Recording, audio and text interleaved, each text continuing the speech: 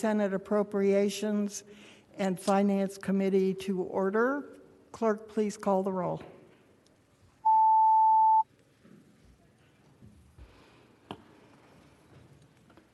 Senator Normand. Senator Normand is here. Senator Vogel.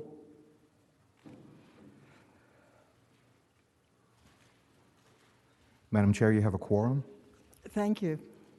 We have a very aggressive agenda today. We need to complete by 1 o'clock all of our bills before this committee. Some of them are very substantive. All but one of the bills have been heard previously in the Committee of Origin, so we will not take public testimony on those bills. We have some subcommittee reports, and then we have bills that are coming directly to the full committee. And I'd like to start with the Health and Human Services Subcommittee. Thank you, Madam Chair. The committee has several bills to report. I'll start with Senate Bill 1133, Senator Suderline's bill, dealing with Children's Services Act. We had two bills, actually, that were on our docket this morning. Senator Mason had a bill, and Senator Suderline had a bill. There were a number of other bills that were all rolled into Senator Mason's bill, but Senator Suderline had a provision where he wanted to move forward with a pilot program, and it was unanimous recommendation of the subcommittee not to do that. So I would move that we PBI, pass by indefinitely, Senate Bill 1133. It's been moved and seconded that SB 1133 be PBI'd. Please record your vote. Senator Normand, how do you vote? Senator Normand votes aye. Senator Vogel, how do you vote? Ayes 13, noes 1.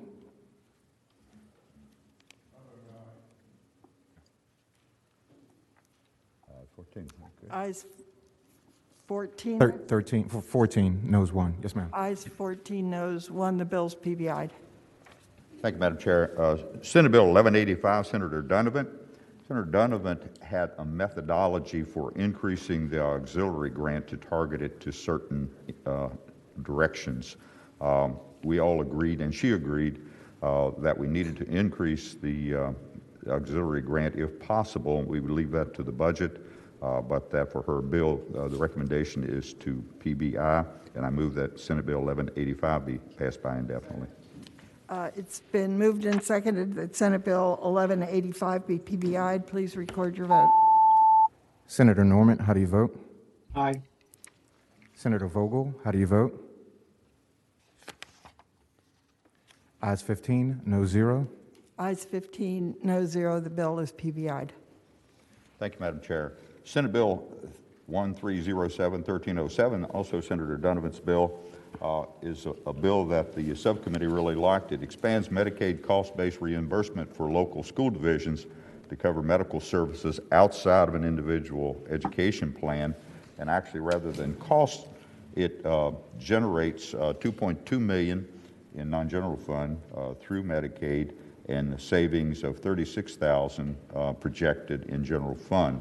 So the committee unanimously endorsed passage. So I move that Senate Bill 1307 be reported. It's been moved and seconded that Senate Bill 1307 be reported. Please record your vote. Senator Normand, how do you vote? Senator Normand votes aye. Senator Vogel, how do you vote? Ayes 15, no 0.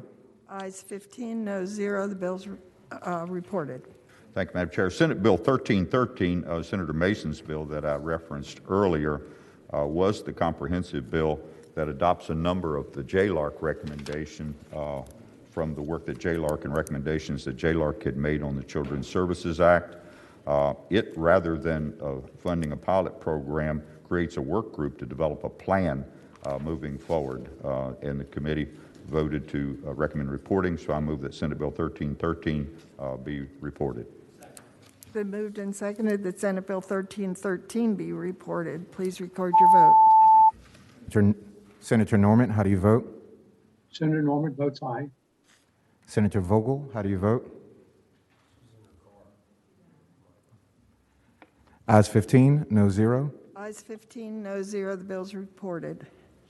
Thank you, Madam Chair. Senate Bill 1333, Senator Lucas' bill, permits pharmaceutical processors produce and distribute botanical cannabis products. She's really into that kind of thing. Yes, I am. But this would, the only cost involved with this would be non-general fund. There's a fee revenue that will cover the cost of the bill. So the committee voted in favor of recommended reporting, and I move that Senate Bill 1333 be reported. I have a question. Is there a substitute for that bill? Oh, there is a substitute. First, Madam Chair, I would move that the substitute be adopted. Second. It's been moved and seconded the substitute be adopted. All in favor, please say aye. Aye. Aye. Any opposed?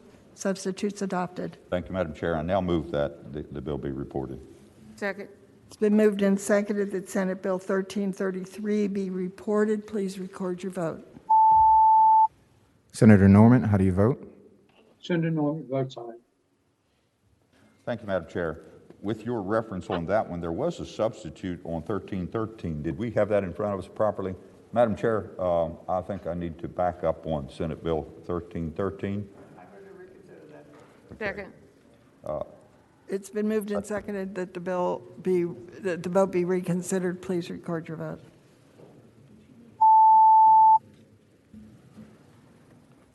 Senator Norman, how do you vote? Senator Norman votes aye. Ayes 15, no zero. Ayes 15, no zero, the bill will be reconsidered. Thank you, Madam Chair. And I apologize. There were some technical amendments that were rolled into a substitute, and so I move that the substitute be adopted. It's been moved and seconded the substitute be adopted. All in favor, say aye. Aye. Any opposed? The substitute is adopted. And with the substitute, then, I move again that Senate Bill 1313 be reported. It's been moved and seconded that Senate Bill 1313 be reported. Please record your vote. Senator Norman, how do you vote? Senator Norman votes aye. Ayes 15, no zero. Ayes 15, no zero, the bill's reported. Thank you, Madam Chair. Senate Bill 1338, Senator Barker's bill, expands remote patient monitoring services provided by telemedicine in Medicaid. Actually, a very important bill which ultimately will improve health care and potentially save money. We had a recommendation. Senator Barker, I believe, has an amendment to reduce the fiscal impact, but we also had added the clause, and I would move that the clause be added to the bill. Second.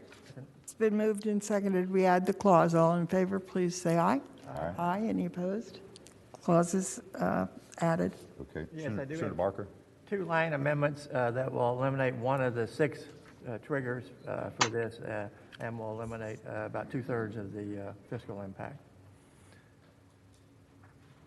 So I'll move that. Okay. Senator Barker's amendments have been moved. Is there a second? Second. And seconded. All in favor of the amendments, please signify by saying aye. Aye. Aye. Any opposed? The amendments are adopted. Thank you, Madam Chair. With that, Senate Bill 1338 has projected fiscal impact of $1.9 million, but it does have the clause on it, and I move that we report the bill. It's been moved and seconded that Senate Bill 1338 be reported as amended. All in favor, please record your vote. Senator Norman, how do you vote? Senator Norman votes aye. Ayes 15, no zero. Ayes 15, no zero, the bill's reported. Thank you, Madam Chair. Senate Bill 1362, there was some division on our vote on that. Senator Lewis's bill requires the Department of Health to report on its website the name of every employer with 50 or more employees that are experiencing a worksite cluster of COVID. There was a fiscal impact of projected at $96,000. The recommendation of the subcommittee was to amend to include a definition of employer to make that clear and to add the clause, and I would so move. Is there a second? Second. It's been moved and seconded that the amendments, including the clause, be adopted. All in favor, say aye. Aye. Aye. Any opposed? The amendments are adopted. Is there a motion on the bill? Yeah, Madam Chair, with that, the discussion centered around, and there was some dissension in the subcommittee, but there was a 4-to-1 recommendation to recommend reporting as amended. The concern focused around, basically pointing attention to individual industries. There specifically, the concern had been around the poultry industry, other agricultural industry, and some others. But the recommendation was to report, and I so move. Is there a second? It's been moved and seconded that Senate Bill 1362 be reported as amended. Please record your vote. Senator Norman, how do you vote? Senator Norman votes aye. Ayes 11, noes 4. Ayes 11, noes 4. The bill's reported. Thank you, Madam Chair. Senate Bill 1429, Senator Pillion's bill, concerns a lease arrangement in Smith County for Southwestern Virginia Mental Health. We do have a substitute, and I would point out this substitute removes any fiscal impact to the state. It would be the responsibility locally there for those that are occupying the building to take care of any renovations. I would move that we adopt the substitute. Second. Been moved and seconded the substitute be adopted. All in favor, say aye. Aye. Any opposed? The substitute's adopted. With that, I move the bill as amended be reported, Madam Chair. It's been moved and seconded that Senate Bill 1429 as amended be reported. Please record your vote. Senator Norman, how do you vote? Senator Norman votes aye. Ayes 15, no 0. Ayes 15, no 0. The bill's reported.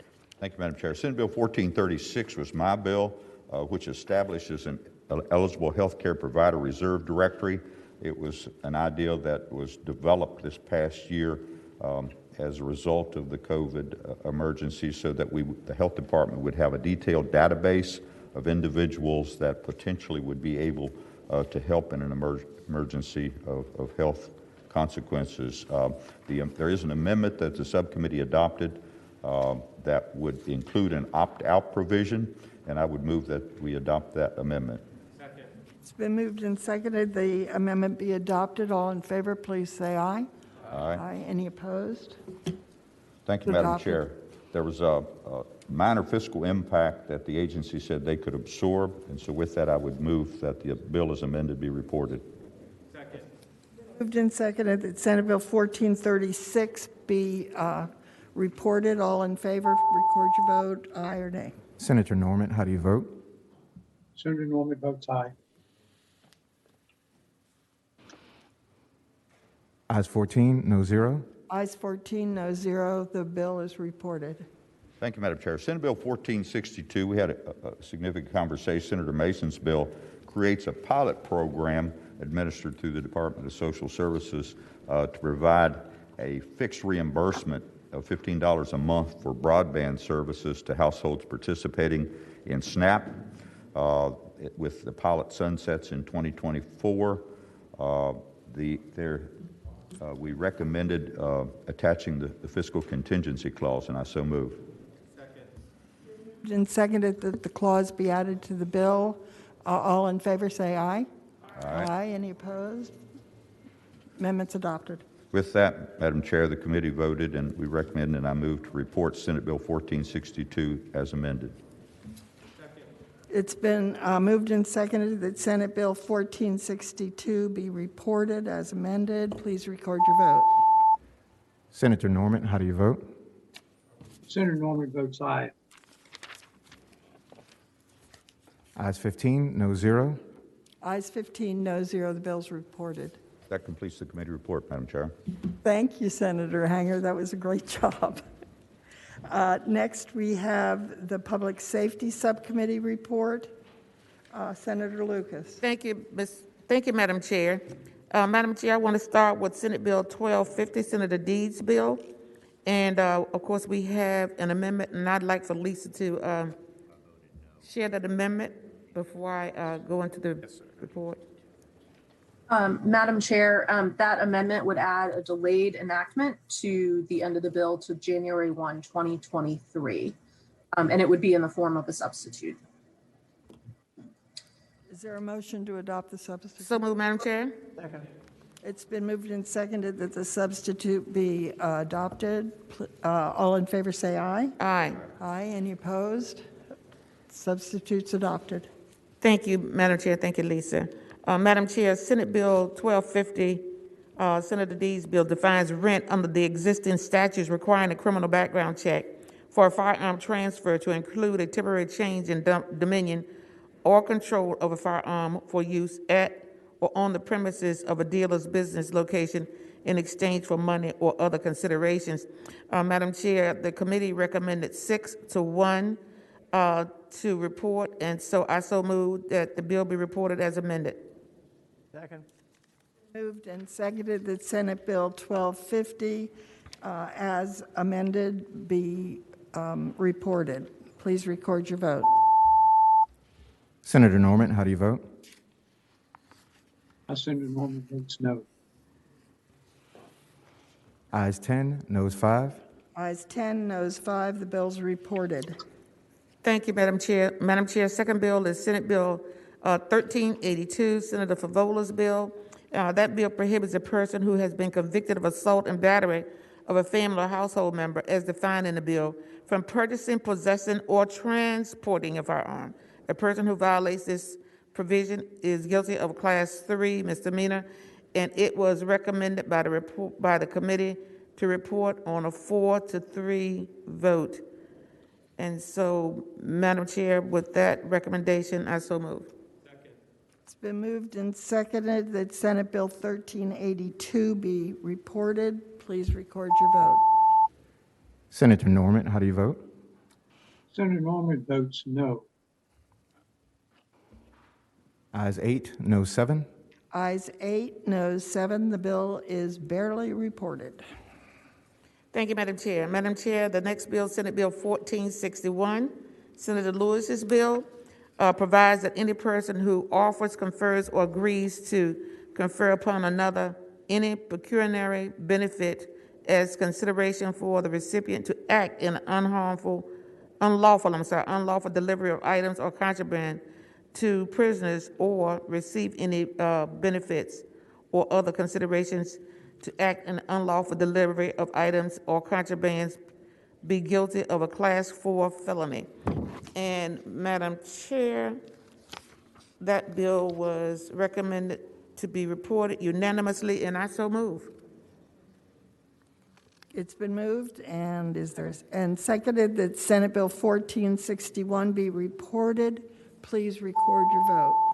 Senator Norman, how do you vote? Senator Norman votes aye. Ayes 15, noes 0.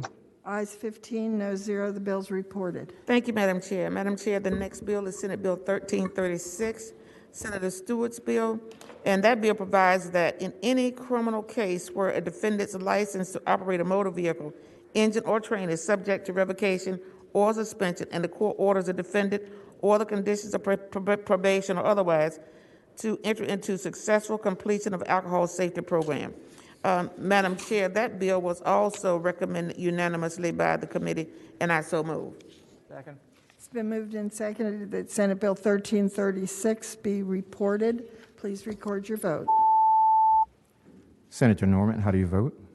Senator Norman votes aye. Ayes 15, noes 0.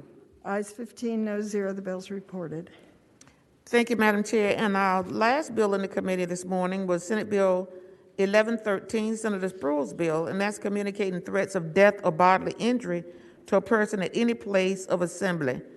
And Madam Chair, it carries with it a Class 5 felony. It was recommended unanimously by the committee, and I so move. It's been moved and seconded that Senate Bill 1113 be reported. Please record your vote.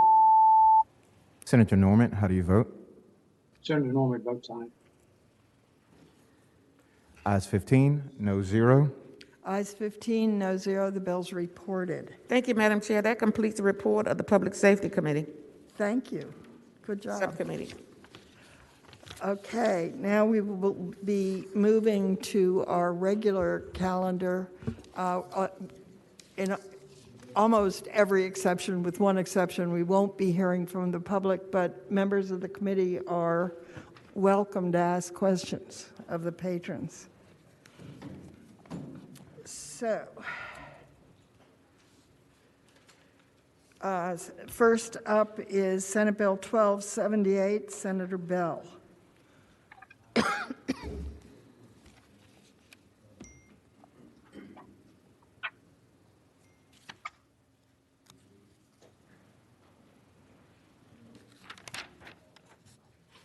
Is Senator Bell? No. Has he requested the bill be stricken? No. Okay. Next up is Senator DeStaff with Senate Bill 1222.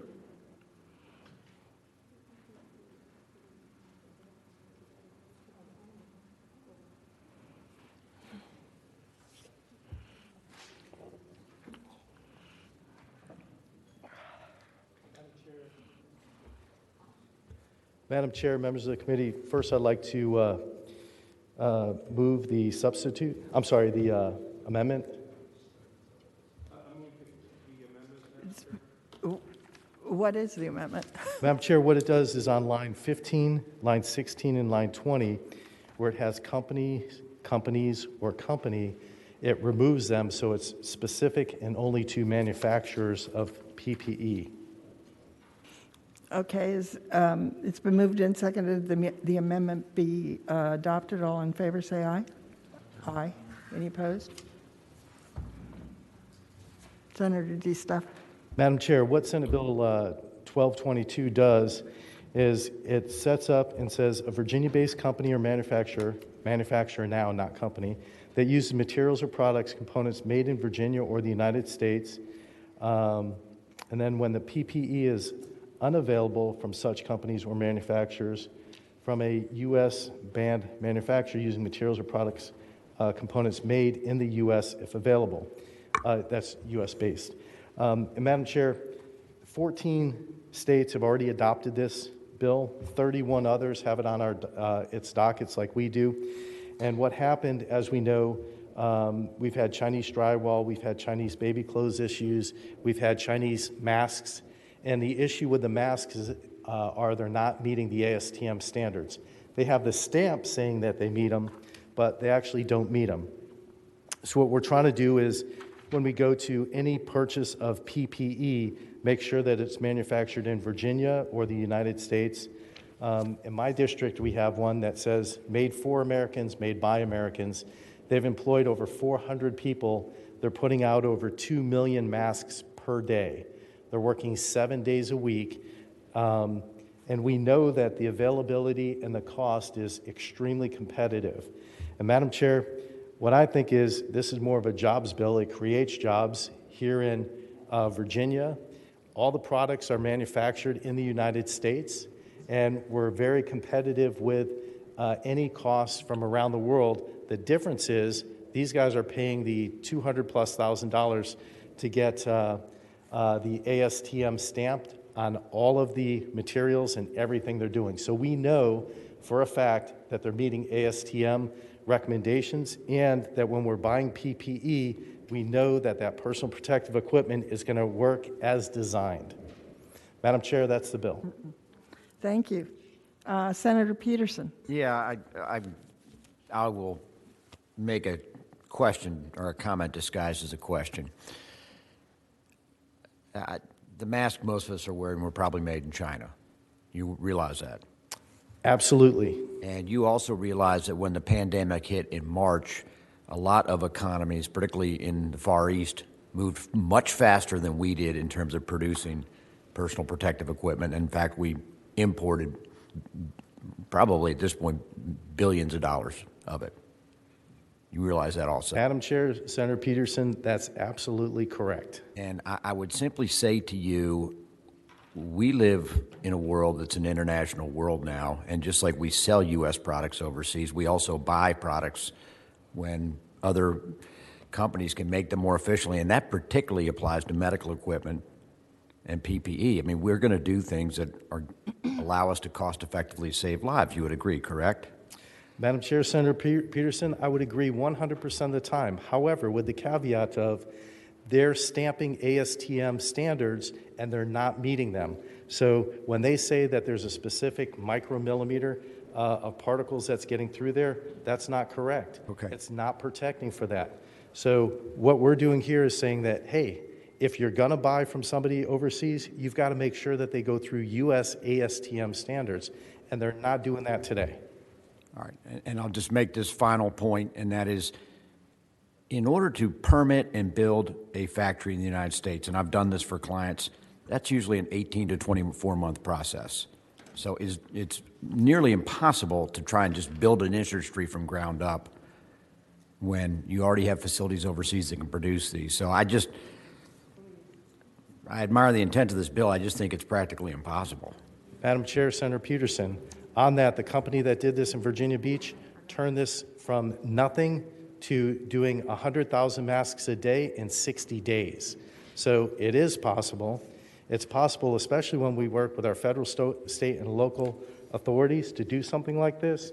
And today they're doing 2 million masks a day. So it is possible. We have what's referred to as American ingenuity, Senator Peterson, and I personally believe that the 31 states that this is in front of and the 14 states it's already passed, that they see something that we probably should take a hard look at. And if we're purchasing PPE, that we should ensure that that PPE meets the standards that it truly is saying it meets. And this is the way to make that happen. And Madam Chair, Senator Peterson, I got to tell you, I've sat there and looked at the difference between the masks, and what we're producing that passes the ASTM standards is far superior to what we've been purchasing that doesn't.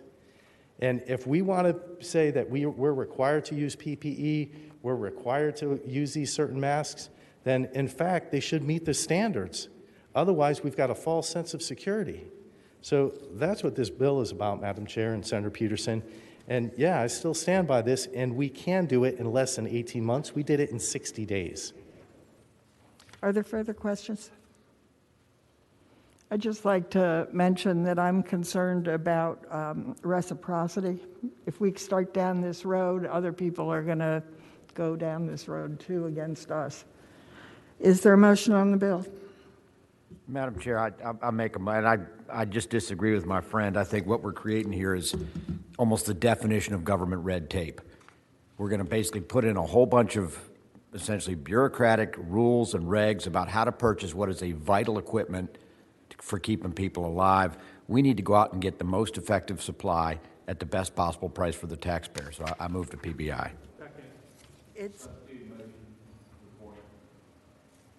We have a substitute motion to report.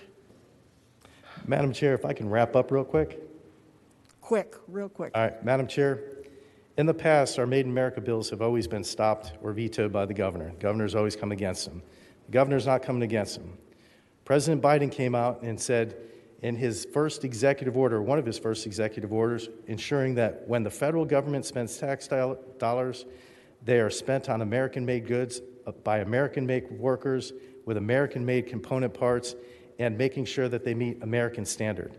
The executive order that he put in place on this thing said, we want to make sure we buy Americans and from Americans to close the loopholes that allow companies offshore production and jobs while still qualifying for domestic preferences. But the big issue here and what the president has pushed is quality.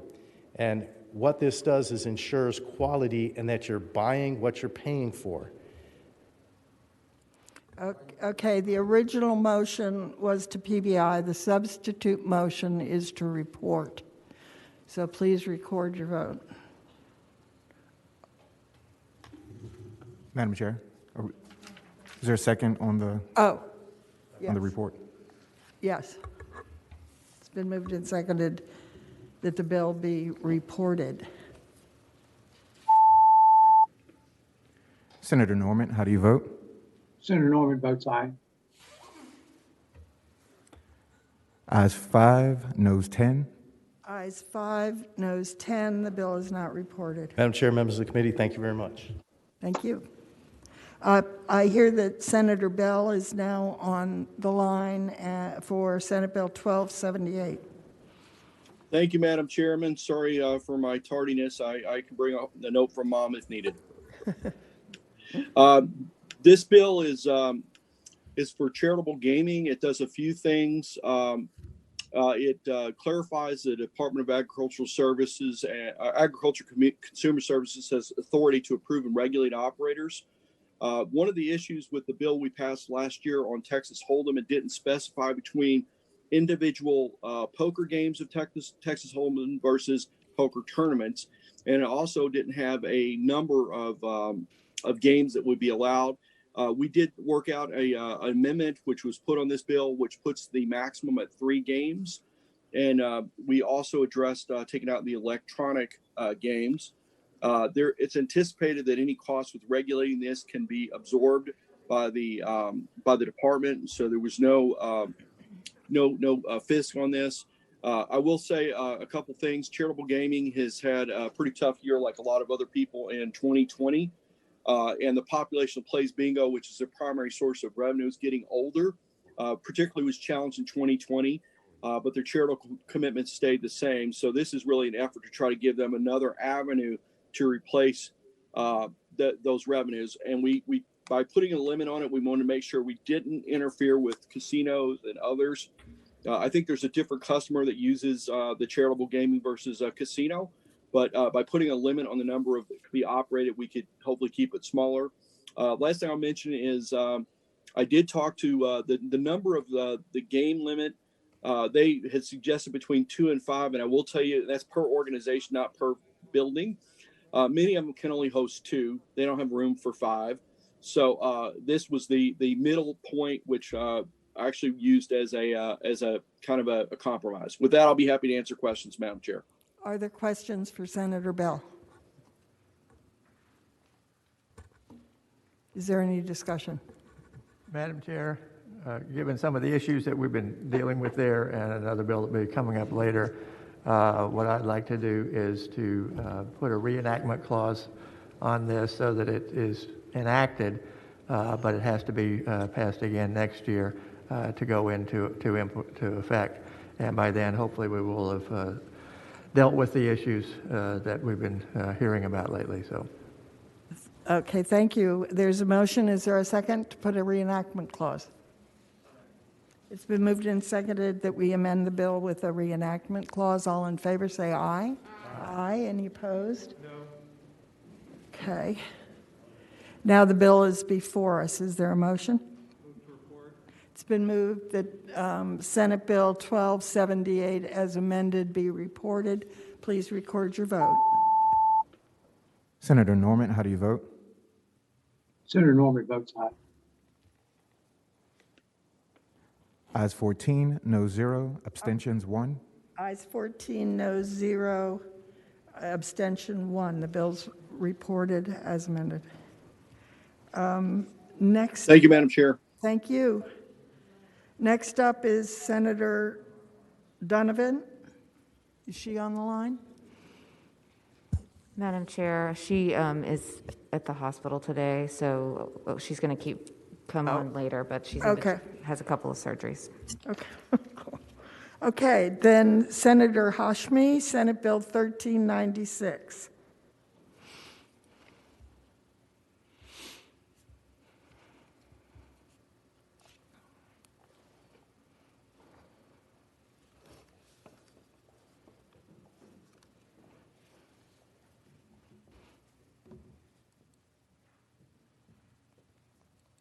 Good morning.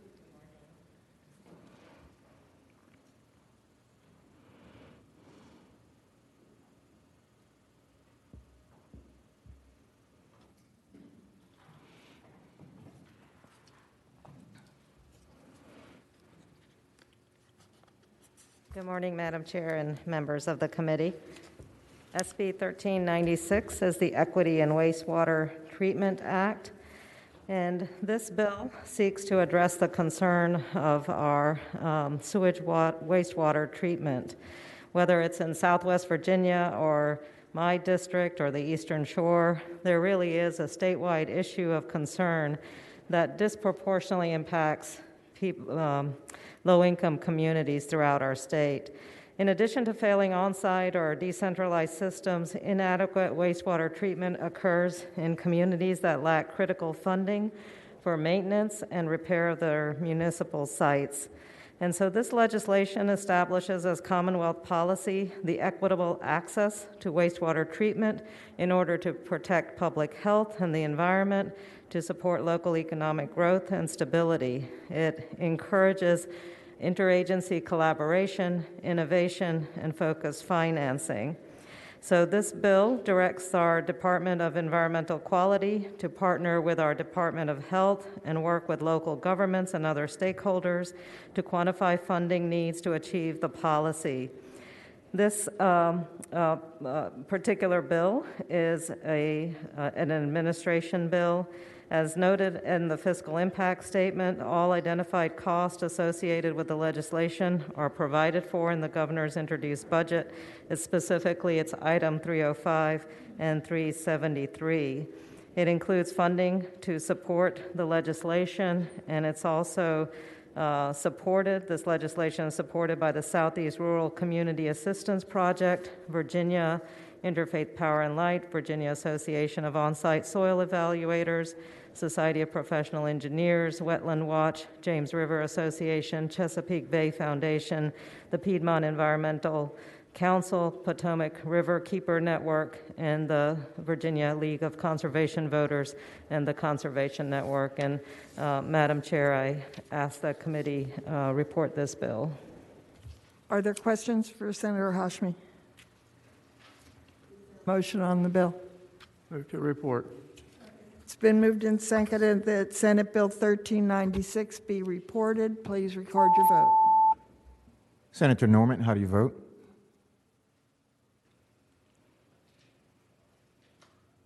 Senator Norman, how do you vote? Sorry, Senator Norman abstains. Ayes 12, abstentions 3. Ayes 12, 0 nays, 3 abstentions. The bill is reported. Thank you. Next is Senator Lewis, Senate Bill 1389.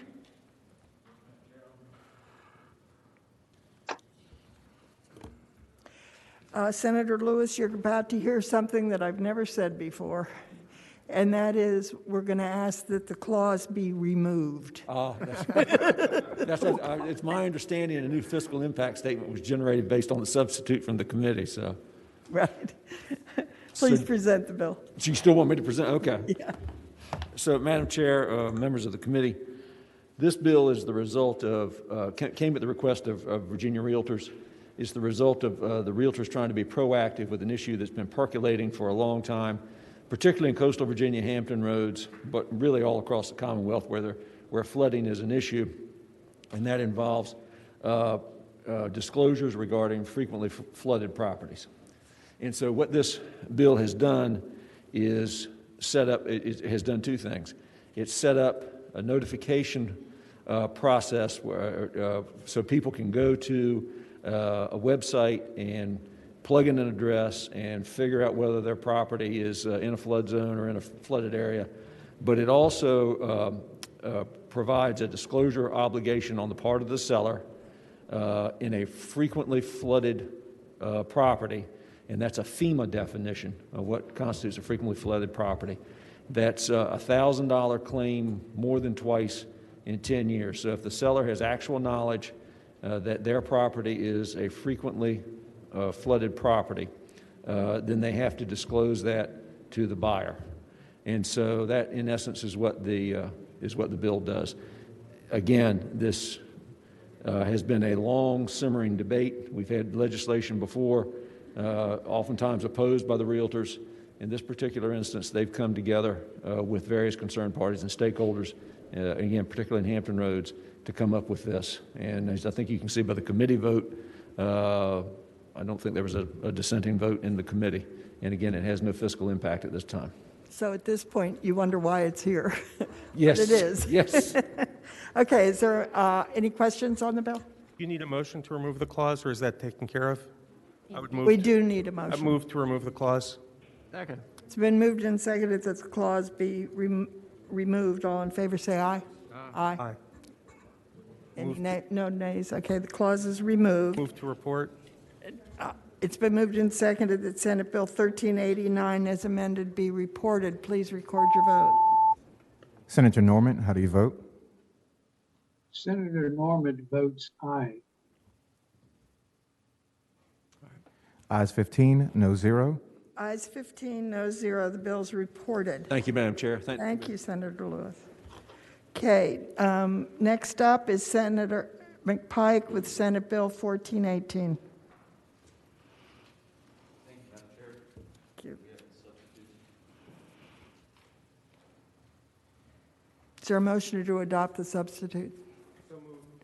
It's been moved and seconded that the substitute be adopted. All in favor say aye. Aye. Any opposed? Substitute's adopted. Thank you, Madam Chair and members of the committee. Senate Bill 1418 looks to provide a new tool for VEDP in terms of capturing companies looking to hire a substantial number of remote workers in the Commonwealth by aligning incentive requirements, by waiving or reducing capital investment thresholds with the new economic realities of telework. I think the folks involved in the VEDP and others have been looking to the dynamics this year in terms of COVID, and also the reality that new companies probably have readjusted some of those business plans in terms of how much capital is required and what the dynamic. The substitute before you now draws these efforts to align with the Commonwealth Opportunity Fund.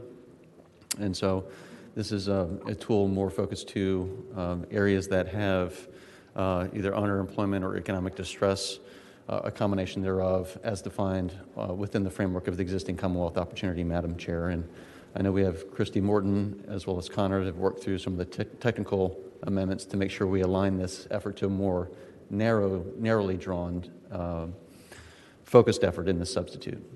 Okay, are there questions for Senator McPike? Is there a motion on the bill? Move to report. It's been moved, and is there a second? Seconded that Senate Bill 1418, in the nature of a substitute, be reported. Please record your vote. Senator Norman, how do you vote? Senator Norman votes aye.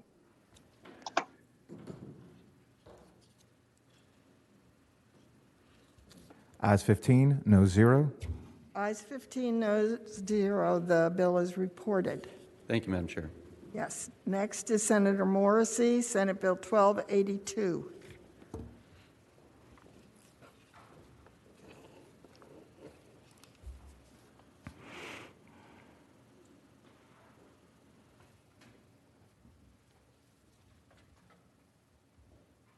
Good morning, Madam Chair. Good morning. This is the easiest of the two that I'm presenting today. This is the easiest of the two that I'm presenting today.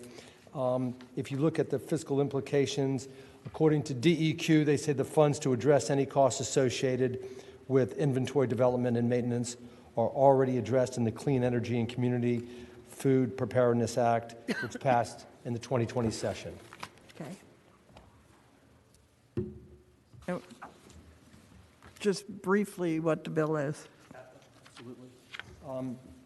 This bill directs the Department of Environmental Quality to simply conduct a statewide baseline and projection inventory for all greenhouse gas emissions so that they can have a baseline data of the emissions in various industries for gashouse emissions. They don't have that right now. You may remember, Madam Chair, in the last session, we amended the statutory provisions related to Virginia's energy policy. And so we then decided as a policy that climate change was urgent and a pressing challenge. So in establishing the objectives, we decided that in order to reach zero gashouse emissions by 2045, that we need to have a baseline projections for various industries, including electric power, transportation, industrial, agriculture, building, and infrastructure sections. So at the end of the day, although the Virginia Energy Plan is now required to include a greenhouse gas emissions inventory, current law doesn't provide DEQ or the Air Board with the authority to collect that data. My bill now gives them the authority to collect that data, and it doesn't do it at any additional cost to the Commonwealth. Thank you. Are there questions for Senator Morrissey? Madam Chair. Senator Newman. So, Senator, I was just looking at the bill, and at first I thought this related to degeneration of power and the like, but it appears that potentially every business in Virginia will need to take the survey. Is that correct? And kind of supplement that with, if you are using electricity, are you, under this bill, creating greenhouse gases at a source point? With regard to the first question, the answer is no. When I spoke to stakeholders and DEQ, they are not going to go into every single business. That small greenhouse that is growing plants. Additionally, they're not going to use any data that they collect that includes proprietary information to be released under any FOIA request to anybody, so that's confidential. They're looking not for the small businesses, but for those major sectors that I set forth, dealing with transportation, industrial, building, infrastructure sectors. So, I'm sorry. Senator Newman. Madam Chair, just briefly. Senator, I was wondering, I mean, that's just not in the bill. There's not those areas that are covered. It does appear to allow, I understand you're saying that the board will not, but it does to allow them to go into every location. Has there been consideration on placing those limits here as opposed to kind of trusting the board?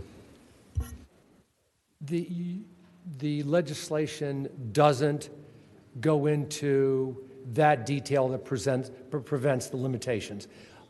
Your exact question I posed to DEQ, and it was simply an assurance that this bill has no intention of invading every small business and determining their specific greenhouse gas emissions. Your point is a specific one, to wit, yes, Senator Morrissey, but does the bill state that? And it does not. Thank you for that. Further questions? Madam Chair. Yes, Senator Deeds. Within the context of this bill, the term board refers to the Air Board.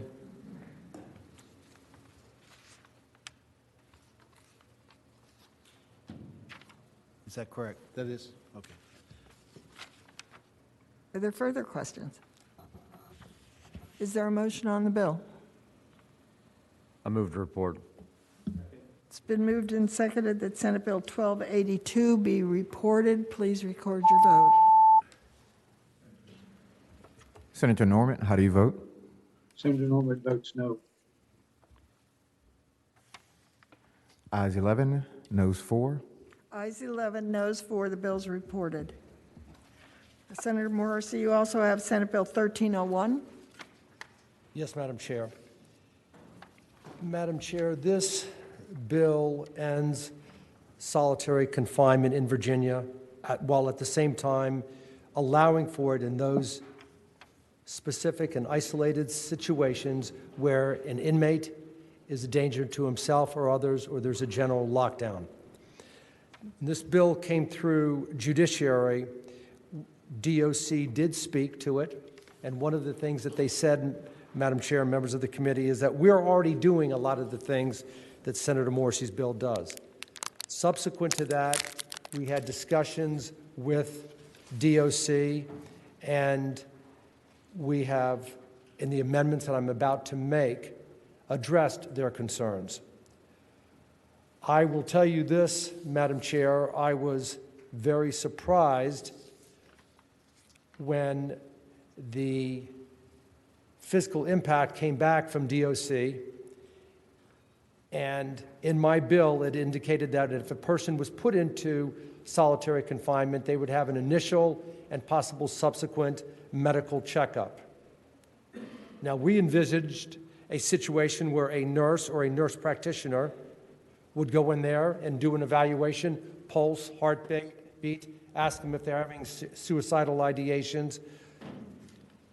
DOC gave the author of the fiscal impact data that said that they would have to hire 44 registered nurses at $89,000 each, 44 physicians, 27 psychologists, et cetera, for a total package of $23 million. It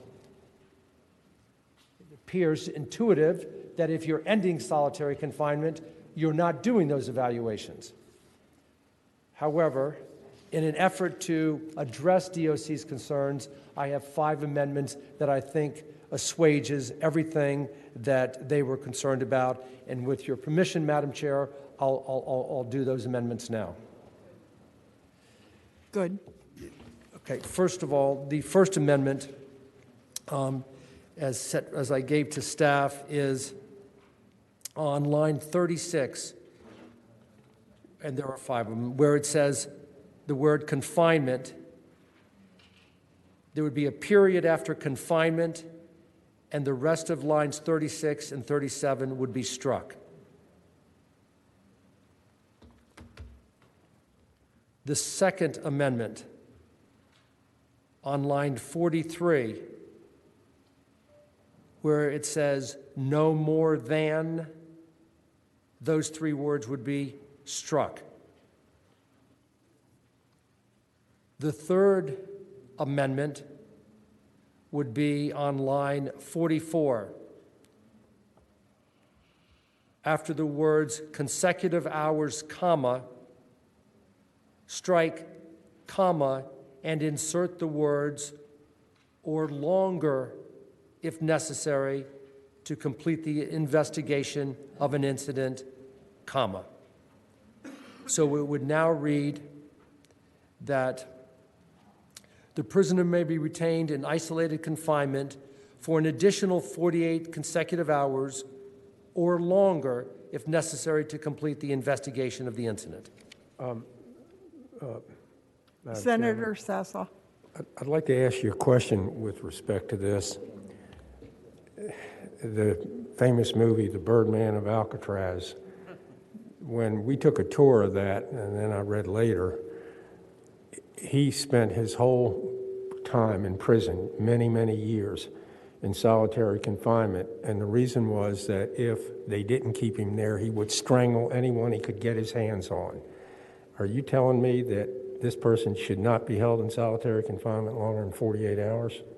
No, this bill allows them to be contained in solitary confinement for longer if necessary, but with respect, and your voice was slightly muffled, Senator. I think you said that when you visited Alcatraz, they showed situations where people were kept in solitary confinement for years. Well, he was kept for years, yeah, as a result of, because the wardens, they said and they discovered that he would strangle anyone he could get his hands on. Right. That would, and I'm going to address that in just a moment. If I might just point out, we're not here to discuss the merits of the bill. We're here to discuss whether we can afford it. Okay. I would say this, Senator Sassel, the longest time in Virginia that somebody was kept in solitary confinement was 16 months. Although Virginia, technically, you could do it longer. Madam Chair, if I can continue, I had one more. Madam Chairman, Tommy Norman. Please, Senator Norman. Madam Chairman, I certainly respect the prerogative of the chair. This is not the same bill that was considered by judiciary. And these are substantial policy changes that are being made, and either we're going to have to address them here on the floor. And I am just preemptively thinking this may be a prime bill to consider putting the clause on. Thank you, ma'am. Thank you. Madam Chair, if I can address that? Yes, Senator Morrissey. The changes that Senator Norman referred to are consistent with changes that DOC wants, and all it does is it removes the requirement that there be an initial and a subsequent medical evaluation, and it allows for an additional time in solitary confinement if they need to do more investigation. I don't believe, respectfully, to Senator Norman, that it is any type of major change. But may I address the fifth one? Yes, please. Fifth one, Madam Chair, is on page 2, line 91 through 97. That would be eliminated. That's section D, where it says all prisoners who are neither in isolated confinement. The DOC felt that it was confusing, not necessarily germane to the bill. I agree, so I'd ask that that be struck as well. Okay, so we have the 5 amendments before us. Is there a motion on the amendments? That all the amendments be agreed to? It's been moved and seconded that the 5 amendments as described be agreed to. All in favor say aye. Aye. Aye. Any opposed? The amendments are agreed to. I am now curious as to, with these amendments, what is the fiscal impact? It would. Madam Chair, I'm not sure that we, without being able to speak with DOC, would be able to weigh in. We can ask if anyone from DOC is on the Zoom. Is anyone from DOC on the line? If they could please raise their hands on Zoom, I'll move them into the room.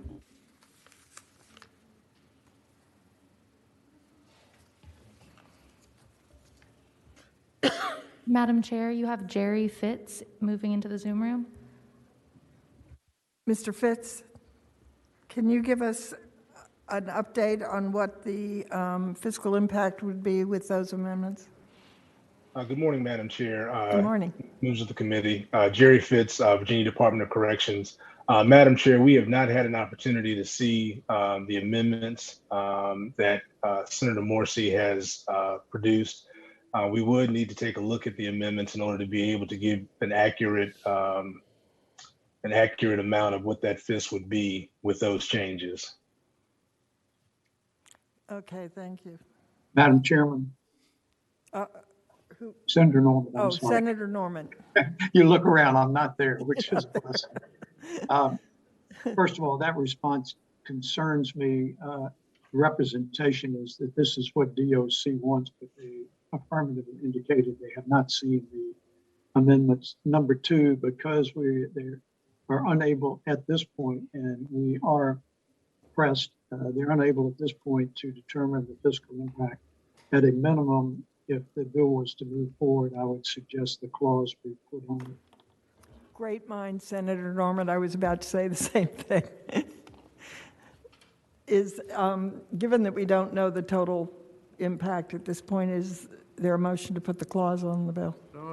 So it's moved. Been moved and seconded the clause be added to the bill. All in favor say aye. Aye. Aye. Any opposed? No. Okay. 1 opposition, but the amendment passes. The clause is on the bill. Is there a motion on the bill? Move to report. Second. It's been moved and seconded that Senate Bill 1301 as amended be recorded. All in favor? Record your vote. Senator Norman, how do you vote? Senator Norman votes no. Ayes 12, noes 4. Ayes 12, noes 4. The bill is reported. Thank you, Madam Chair. Thank you, members of the committee. Okay, next up is Senator Pillion, Senate Bill 1401.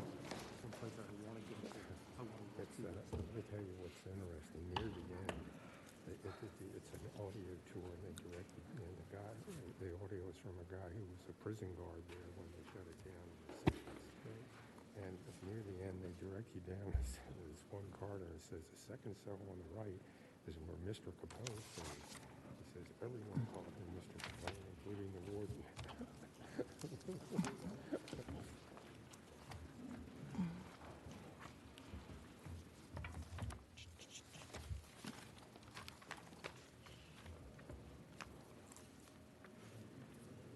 Good morning, Madam Chair, members of the committee. Good morning.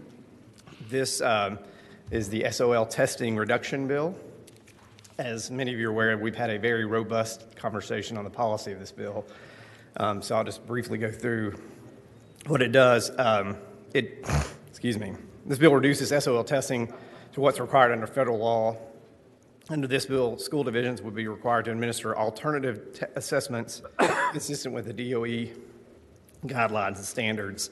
Passing this bill would eliminate 10 tests not required under federal law, still leaving 17 in place, and it would be a savings of $1.8 million per year, and that savings would be reinvested in direct aid and public education. Thank you, Senator. Are there any questions? Madam Chair. Senator Newman. Not question, and I appreciate the gentleman bringing this bill. We've had this bill for many, many years, and I must admit that in education and health, I've done everything I can to kill this bill forever, and he was better than me this year. Madam Chair, I hope everyone will read the document, because what we're about to do is we're about to lose a huge number of important tests. And mind you, we did overtest under No Child Left Behind, then we came back and we got it down to a reasonable number, and now we have it to a relatively bare minimum number. And some of you, I guess we'll hear it a bit on the floor, but the Washington Post has editorialized about this many times, and they've said we are going to lose a generation on accountability. Number two, the gentleman has accurately put forward his bill. We're going to lose civics and economics. We're going to lose the ability to have a statewide metric. We've stepped forward and helped Petersburg and other localities because we knew on a statewide metric what was happening. We are going to lose civics and economics, things that some people in this committee have really worked hard for in the past. I know that the gentleman is working hard. Probably the worst part of this bill, and I know it's just part of bills that have been introduced over and over again, is we are giving up to the federal government. If the federal government releases the last two tests that they require, we will have no test. That's what this bill says. And I know the gentleman cares deeply about public education. Great to have him on our education committee. But I think this is a bill that we will pay for a long time to come. And if the feds make the action that I think now they could, and eliminating all their tests, simply put, all of our statewide administered tests will go away. Thank you, Madam Chair. Thank you, Senator. Senator Peterson. Thank you, Madam Chair. When I was a young lad running for the House of Delegates in 2001, I remember going door to door and for the first time hearing criticism from parents about the SOLs, which up to that time had been sacrosanct. Everybody talked about how great they were, and if you ran for state office, you were supposed to talk about how great they were. So I was a critic of the SOLs, and then my own kids got into school and they had to take the SOLs, and it was bothersome. But by the same token, and I was chair of the Civics Commission for about 8 years, it is a means of measuring. And to paraphrase a former governor who was in the telecommunications industry, that which gets measured gets improved. And my biggest fear, Senator, is that we're at almost a unique time in public education where kids have been out of school for almost a year, and when they do go back in person, we need to know where they are. And now we're taking away all the metrics. We're going to have no idea where they are. We're going to have no idea where we need to put in resources, what subjects we need to focus on. So I think not only do I agree with Senator Newman, yes, we overtested, absolutely, and we dialed that back. But we're at a point now where we need to have these metrics on economics, on civics, on all these other things, because otherwise we're just not going to know where these kids are. So I just can't support this bill. Senator McClellan. Thank you, Madam Chair. I have a question and then a comment, depending on the answer. Senator Pillion, as I understand the bill, even though the actual SOL test will go away, in many cases there will still be a performance assessment so that we could see how well the students are learning the content. It just won't be the online multiple choice standardized test. Is that correct? Madam Chair, Senator McClellan, that's correct. DOE has non-federal requirements for the high-quality local test with very specific guidelines, reporting and training included. They've been around since 2014, long before the pandemic hit. The guidelines, requirements, and even course-specific standards and the rubrics are publicly available on the DOE's website now. And then we've been doing this under emergency action since November. Madam Chair? Yes, Senator McClellan. Speaking to the bill, I understand the need to assess learning, assess where the kids are, whether they're learning the content, and then where they're not, remediate. I get that. And we figured out a way to do that before the SOLs were created. But here's the problem with the standardized tests. For many children, they don't test well, and the test is not an accurate reflection of their knowledge or how well they're learning. I knew that theoretically, talking to teachers for years. I've seen it firsthand with my own son. And what the tests do is, for a lot of our kids, 1 in 5 kids in elementary school have some level of, whether it's ADHD, ADD, sensory issues, that when they are taking these online high-pressure, timed tests, they panic. They stress out, the teachers stress out.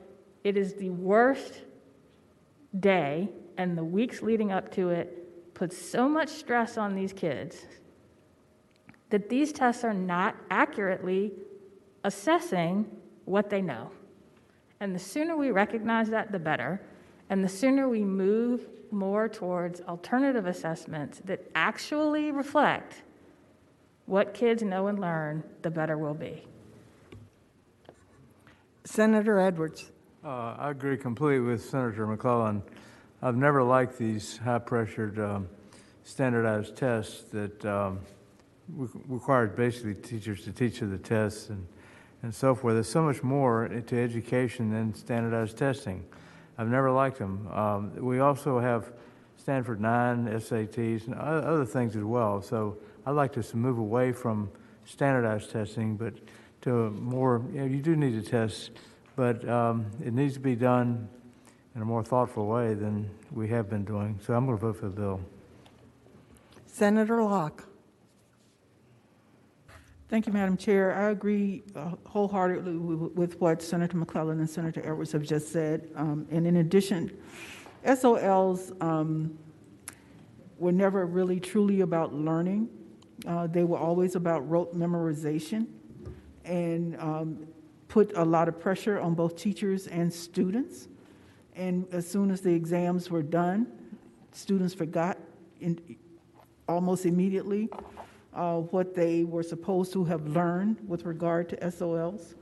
And I think that what we should be about is finding alternative methods of assessments and measurements for our students, and we have plenty of time to begin that process.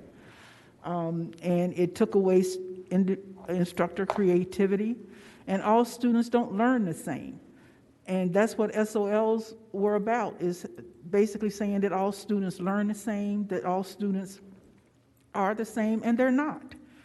And so I think that this is a good piece of legislation, and it gives us an opportunity to start to begin to try to figure out alternative means of assessing students and alternative means of trying to find some other way of measuring students than rote memorization, which is what SOLs are. Thank you, Madam Chair.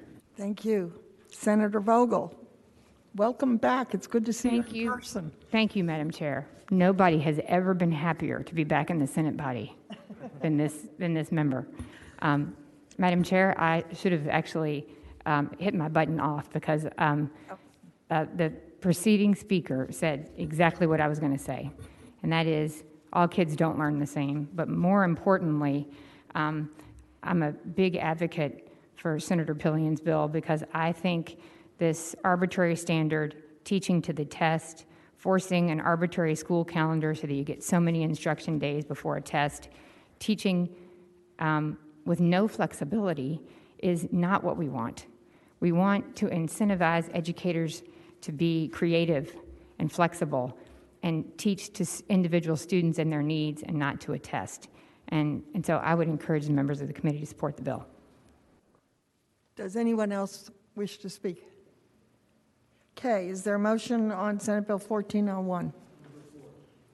It's been moved and seconded that Senate Bill 1401 be reported. Please record your vote. Senator Norman, how do you vote? Senator Norman, how do you vote? Ayes 10, noes 5. Ayes 10, noes 5. The bill's reported. Next up is Senator Reeves with Senate Bill 1127. Good morning.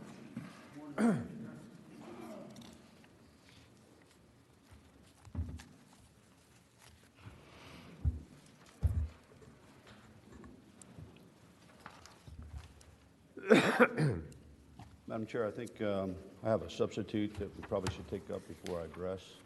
Is there a motion on the substitute? It's been moved and seconded the substitute be adopted. All in favor, please say aye. Aye. Any opposed? The substitute's adopted. Madam Chair, I unfortunately am having to be here today to talk about a bill that is not in its original format, and I'm sorry I really have to be here today. I want to give everybody that wasn't in the other committees a little bit of understanding. I know you, and I apologize for you getting beat up this week. My intent is not to hurt any of our veteran service organizations or charitables, but what I have come to understand is that charitable gaming has taken a hit over the years with the decline in bingo, and the General Assembly made a policy decision to allow charities to allow electronic gaming under the guise of charity or not-for-profit. Especially under COVID, bingo has been non-existent due to gathering requirements laid out by the governor's executive orders. A few years ago, the General Assembly made it perfectly clear that they didn't want a mass proliferation of gambling or gaming devices throughout the Commonwealth. But unfortunately, a loophole in our code, I think it was Senator Barker's bill actually, was exploited, and now we find ourselves with these charitable machines everywhere. So what this substitute plans to do is stop the mass proliferation by questionable, illegitimate charities pushed by some manufacturers using the charity system of regulation. And I guess my premise is, I've always believed that if you see a deficiency and you fail to correct it, you set a new standard. And I don't think this is what we want in the Commonwealth. There are these things in bars and restaurants and everywhere we turn around. I had a case in Spotsylvania. I happened to go meet a colleague at the Hard Times Cafe in Spotsylvania County. And little to my surprise, I walked in and it looked like a Vegas casino. And as I went around and looked at machines, I started to take pictures, and I could tell which ones were the legal gray machines, which is a whole nother, I have another bill in front of this committee today that's hopefully going to address the illegal gray machines. But then we had massive examples of charitable games going to a questionable charity that I still can't figure out if it's legit or not. So I was asked to carry a bill to allow VFWs and some of the other charitables to expand the hours to which they could do charitable gaming, electronic charitable gaming. But once I saw that the mass proliferation of these things in places where they were not supposed to be, I decided to take some action. So that's how I got here. For those of you who were in the committee the other day, who witnessed a back and forth between a gentleman from the VFW and myself, where that gentleman didn't want to disclose that he had a conflict and that he actually worked for the gaming company, and that the gaming company flew him to California and they gave him $225,000 for his charity. That didn't matter because, anyway. So, night before last, I had a negotiation conversation with the folks representing the charitable gaming lobby and myself. We came to an agreement about fixing the issues on charitable gaming. I want this committee to understand the magnitude of money that's involved in gaming. Right now, we have gray machines that are giving about $140 million in taxes to the Commonwealth now. Charitable gaming, for the most part, is unregulated and unenforceable. And we're going to take that issue up when we talk about gray machines in the next bill. And the chairman has received a letter, as well as Senator Lucas, on ABC's enforcement of that. For charitable gaming is regulated by VDAC. And so it falls under a different category. I can go into more detail, but let me just tell you what the bill does. The bill at this point is going to limit charitable gaming to organizations listed in 182340.16. At this point, this bill is going to require every organization to obtain a permit. Now, they don't have to necessarily pay a fee for the permit if they make below $40,000 and comply with charitable gaming laws and regulations. That's going to allow the folks at VDAC to have some oversight and regulatory oversight so they can start going after and some have enforcement teeth to go after some of these less than desirable charities that really aren't charities and using that loophole. It requires that 10% of the proceeds be devoted to charitable purposes. That is still a little bit of a bone of contention with them because the way they describe how much they make on certain games doesn't add up to what I know as fact. Because manufacturers can change the payout percentage to which they list these games, and I can go into more detail. It limits charitable gaming to the locality where the organization's main office sits and adjacent localities, except for VFWs, FOPs, American Legion, Moose Lodges, etc., and prohibits charitable gaming in bars and restaurants. It requires the board to refuse to issue a permit or suspend or revoke a permit that has already been issued to a supplier or manufacturer under certain circumstances, including instances in which the organization or officials have violated gaming laws or had its permit suspended or revoked in any jurisdiction within the last 5 years. This bill and the substitute grandfathers violations before July 1st of 2021 because there are current manufacturers that are doing business in the Commonwealth that would have their license revoked right now for violations of those things. But I wanted to give them an opportunity to do what's right and, going forward, looking prospectively. Madam Chairman, that is the bill in its basic form. We tried to boil it down as best we could to make sure that we close those loopholes that have been exploited in Senator Barker's bill that allowed these folks to proliferate. I can't explain it any clearer than that, but I'm happy to go through more detail if people have more questions. I do have some working papers to kind of show you all the pictures. The commissioners of revenue have sent me pictures now that this information has kind of gone out of localities where they have multiple machines that are unregulated and how bad the system is, if anybody would like that. Okay, are there questions for Senator Reeves? Madam Chair? Senator Senator Evan. The bill, I guess, has changed a bit, and I'm curious, is it right now requiring 10% for the charity? Is that what you're requiring right now? Madam Chair, Senator Evan, that is what the board has asked them to do at this point right now. So all we're saying is we're codifying that process. The Charitable Gaming Board has asked that of them. Now, Madam Chair, if I could follow up on that specifically, Senator. I'm told that the payouts to the winners run approximately 90%, and that with 10% to the charity, it makes it hard to contract for those machines and have money left over for that. So I'm wondering if you've accounted for that and how these would exist if that's your intention. So, Madam Chair, let me explain how these deals are run. And that might give you some more clarity of understanding who can give money. So, as an example, there's a VFW where I live. They have 2 machines. The max payout per day per machine is $600. Okay? At the end of the month, that post gets cut a check from the manufacturer. The manufacturer takes 50% and gives 50% back to the organization that's housing the machine.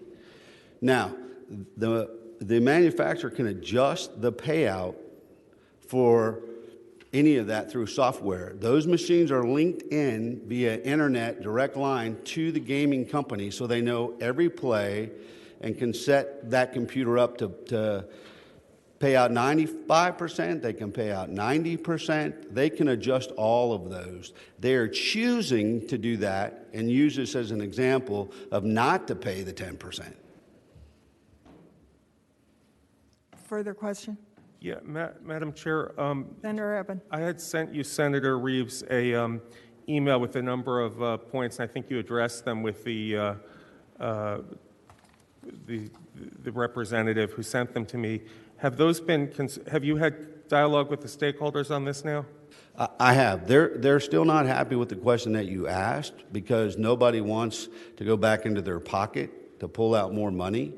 So it really is a matter of greed, I think, in some aspects of this, of how much the gaming manufacturers want to take and put in their pocket and how much they actually want to give to the charities. And final question, Madam Chair. Senator Eben. Does this change their ability to offer these games 7 days a week, or is that limited in the bill? Madam Chair, no. We originally wanted to limit them somewhat, but we have not. We took that back out of the bill. So if you'll notice, if you want to break the bill down, we can certainly go through the breakdown, but there's really two sections that matter with regard to, because we have some organizations that don't actually do bingo, and then we have other ones that are tied to bingo. So if you look at 18.2.340.26, that's going to deal with those entities that don't really do bingo in the old sense. And 340.27 talks about tying it to the bingo actual entities that do bingo games. Thank you. Are there further questions?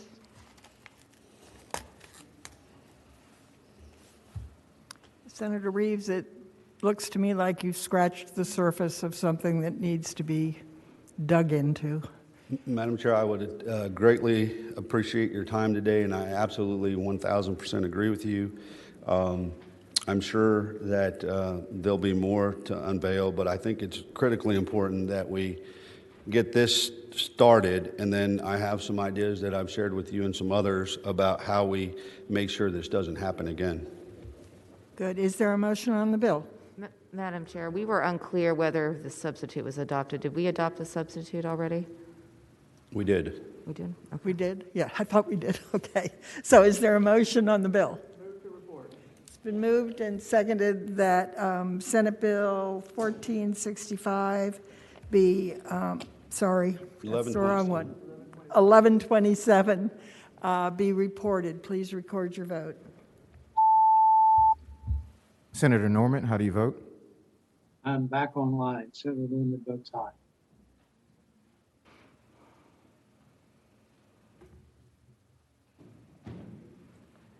Ayes 8, noes 1, abstention 6. Ayes 8, noes 1, abstention 6. The bill's reported. Madam Chair, I have You have one. another bill. Madam Chair, if we could bring the committee's attention to Senate Bill 1465. Madam Chair, 1465 is in response to the letter that you received from the director or chairman of ABC talking about unregistered skill games in the Commonwealth, or as we like to call them, illegal gray machines, and their ability to actually regulate that based on all the things that Travis Hill has to do under ABC. And so what this bill does, this bill was actually heard in courts. What this bill does is allow another tool, if we can say that, to enforce the regulations that are on these skill games. What it does is it allows the county attorneys in which these illegal games show up in everywhere, the ability to go after them civilly, not criminally, but civilly. In the courts committee, I think it was Senator Peterson, if I remember correctly, that we amended the bill, or it might have been Senator Servo, I can't remember, Senator Peterson might remember, that would limit the fine to $25,000. The governor's direction was, I think, $25,000 to $50,000. And so the bill came out of courts with that. But that is the overall gist of what that bill does. And I can tell you, after speaking to, again, commissioners of revenue, they would like to certainly get rid of these illegal gray machines out of their counties, and if not, get them to the legal side. Thank you. Are there questions for Matt- Senator Reeves? Madam Chair. Senator Peterson? Yeah, that actually was my amendment. It made the penalties up to 25,000, and that amendment was adopted. I support that. Are there further questions? Is there a motion on the bill? Move report. It's been moved and seconded that Senate Bill 1465 be reported. Please record your vote.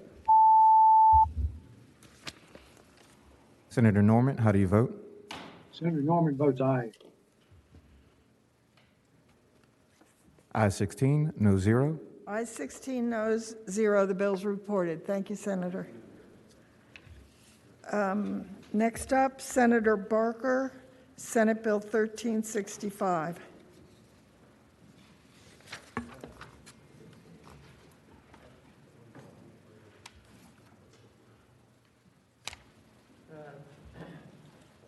Thank you, Madam Chair. 1365 is the data governance and analytics office created. It does establish a data commission, and there are, do we need to adopt any amendments or that, do we have any amendments that would need to be adopted here that were not adopted previously? Madam Chair, Senator Barker, I think what you're asking is that there's a substitute that needed to be adopted. All right. So I'll move the adoption of the substitute. Is there a second? Second. It's been moved and seconded that the substitute be adopted. All in favor say aye. Aye. Any opposed? It's adopted. All right. The substitute's now before us. And what this would do is create a permanent commission. There have been sort of two startup commissions that would have been operated with the Chief Data Officer for the Commonwealth. Carlos Rivera has done a great job in addressing things and trying to work to make our data systems much more compatible and interactive, and to be able to have data and information coordinated between and among different entities in the Commonwealth. And also reaching out to, in some instances, the local governments, localities and regions of the state in putting together things. There have been some successes, significant successes in having data that was available from the public safety sphere, coordinated with the human resources agencies at the local level to be able to provide the best services to a community there. This does establish a 28-member commission. There are two, in the substitute, there are two changes to that. The number still stays 28. Was proposed to have the Auditor of Public Accounts be a member of that commission, and the Auditor of Public Accounts said that it would be a conflict of interest for them to be on that commission, since they would be reviewing the commission and the operation of the data governance office there. And the other thing we had was 5 of the members were to be legislators, was 3 House members and 2 Senate members, so we changed that to 3 and 3. So there were equal representation between the House and the Senate. Senator Donovan and I were both very active. I was chair, she was vice chair of the initial commission that was set up to just get things started. Then there was an in-house commission and a group that worked on things, and now basically it's rolling out the final approach to things to be able to have a robust data system and to have a data sharing process established in Virginia, certainly for initially at the state level, but also in coordination with many in the localities around the Commonwealth. And with that, I would answer any questions anyone might have. Are there any questions for Senator Barker? Madam Chair. Yes, Senator Hanger. Thank you. I would ask Senator Barker, we created this office 3 or 4 years ago, and you and Senator Donovan were involved with the transition group to stand it up. Is this what we're doing now, just creating a permanent commission entity to continue oversight? Yes, that is, and continue oversight to be able to get input from all the secretariats that operate, so that they're all involved in the process, and it becomes a much a robust operation where we will move towards having data systems that are compatible with each other, and where we can share information and make things better for the Commonwealth. Thank you. Any further questions? I've lost track. Have we adopted the substitute? We have. Okay. Is there a motion on the bill? It's been moved and seconded that Senate Bill 1365 in the nature of a substitute be reported. Please record your vote. Senator Norman, how do you vote? Senator Norman votes aye. I-16, no zero. I-16, no, 0. The bill's reported. Senator Barker, you have Senate Bill 1469. All right, next one here is 1469. This is establishing another entity. It would establish an opioid abatement authority.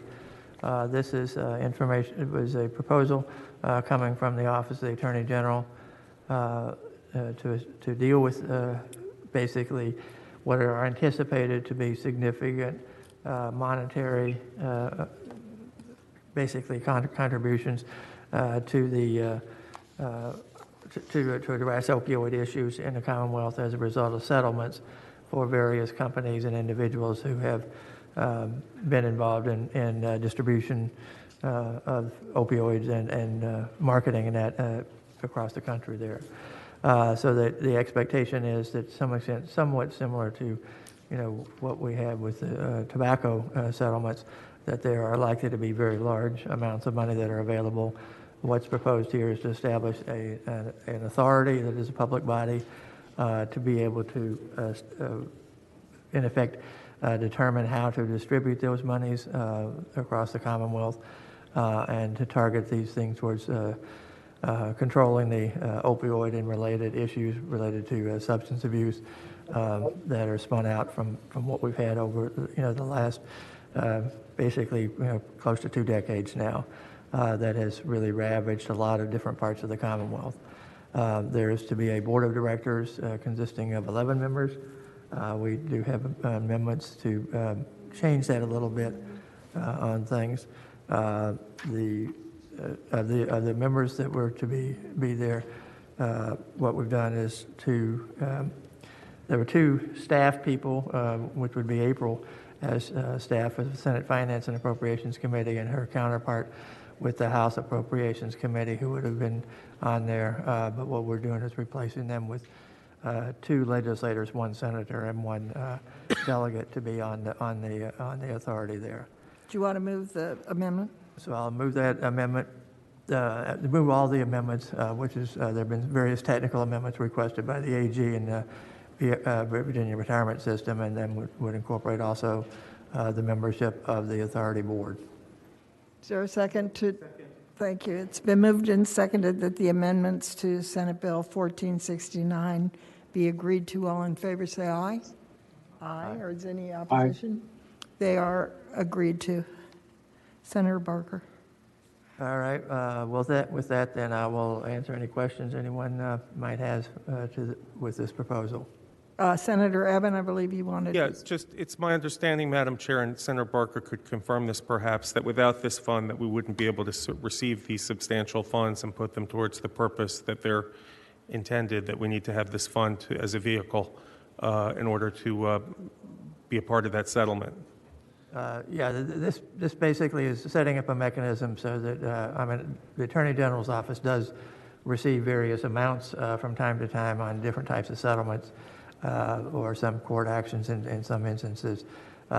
This one is they expect to be far, far greater than most of the normal settlements that they get, and they want to make sure that there's a system in place to be able to have these funds located in one place, regardless of how many different entities are in effect doing settlements that provide resources, and then to make sure that the resources are appropriately targeted and provide the best impact across Virginia. If there are no other questions, Madam Chair, I'd like to move to report. Okay, there's a motion that the bill be reported as amended. Is there a second? Please record your vote. Senator Norman, how do you vote? Senator Norman votes aye.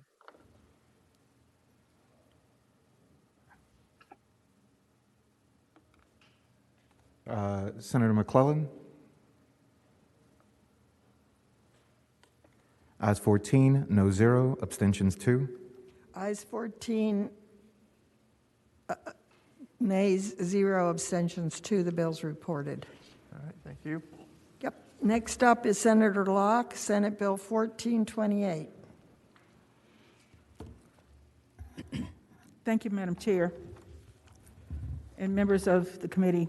Senate Bill 1428, as amended last week in Senate Rehabilitation and Social Services, clears up a marketplace issue between the ABC Authority and the wholesalers and retailers it regulates. The bill simply codifies an agreement between ABC and its licensee partners that the authority will discontinue selling low alcoholic beverages, LABs, those less than 7.5% ABV, no later than December 31st, 2021. Unlike everything else, state ABC stores sells LABs are taxed as a wine, not a spirit. Spirits have a much greater financial upside for the authority. The proponents of the bill, including the Virginia Wine Wholesalers Association, Virginia Beer Wholesalers Association, the convenience stores, grocery stores, and Virginia craft distillers, do not believe there is a fiscal impact and instead think the legislation will allow ABC to use the LAB dedicated shelf space for much more profitable, readily available spirits products versus the low margin, low tax LABs. And that's the essence of this legislation, Madam Chair. Are there questions for Senator Locke? It's been moved. Is there and seconded that Senate Bill 1428 be reported? Please record your vote. Senator Norman, how do you vote? Senator Norman votes aye. Ayes 16, no zero. Ayes 16, no 0. The bill's reported. Next is Senator Marsden, Senate Bill 1363.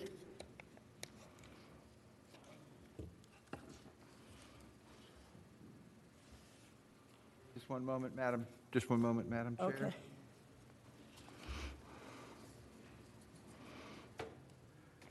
Thank you, Madam Chair. I believe there is a substitute that removes the, or an amendment that removes the cost from this. If the staff could report that.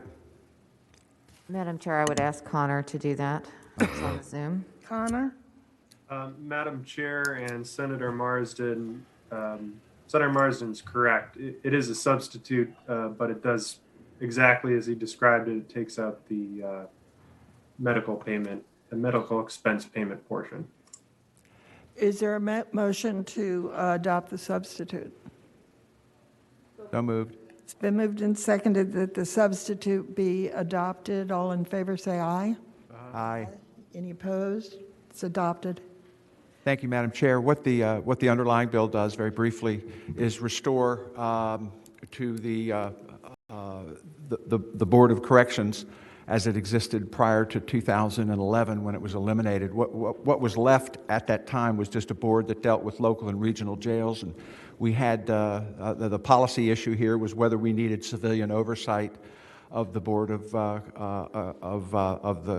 the Department of Corrections facilities, and the near unanimous position of the committee was that we did indeed need that, and I've reconfigured it in ways where there's regional representation by gender, race, and that there would be specific disciplines represented on the board, such as a mental health professional, retired Commonwealth attorney, defense attorney,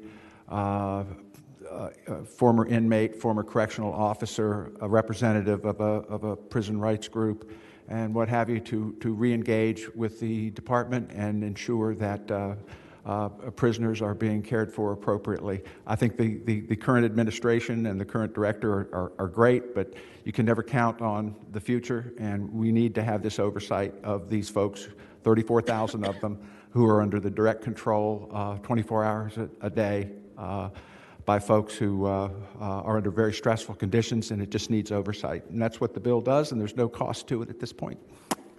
Okay, any questions for Senator Marsden? Is there a motion on the bill? It's been moved and seconded that the substitute be reported. Please record your vote. Senator Norman, how do you vote? Senator Norman votes aye.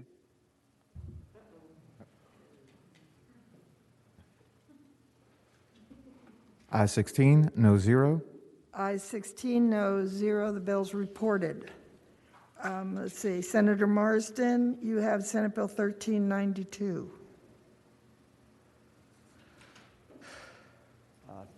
Thank you, Madam Chair. This is the data privacy bill that we've worked on very diligently over the past several months. A number of Zoom calls with people throughout the business community, and we've got the bill in very good shape. And there really is no fiscal impact because the date the bill becomes lawful is January 1, 2023. So there may be a future need to deal with cost issues, but not at this time.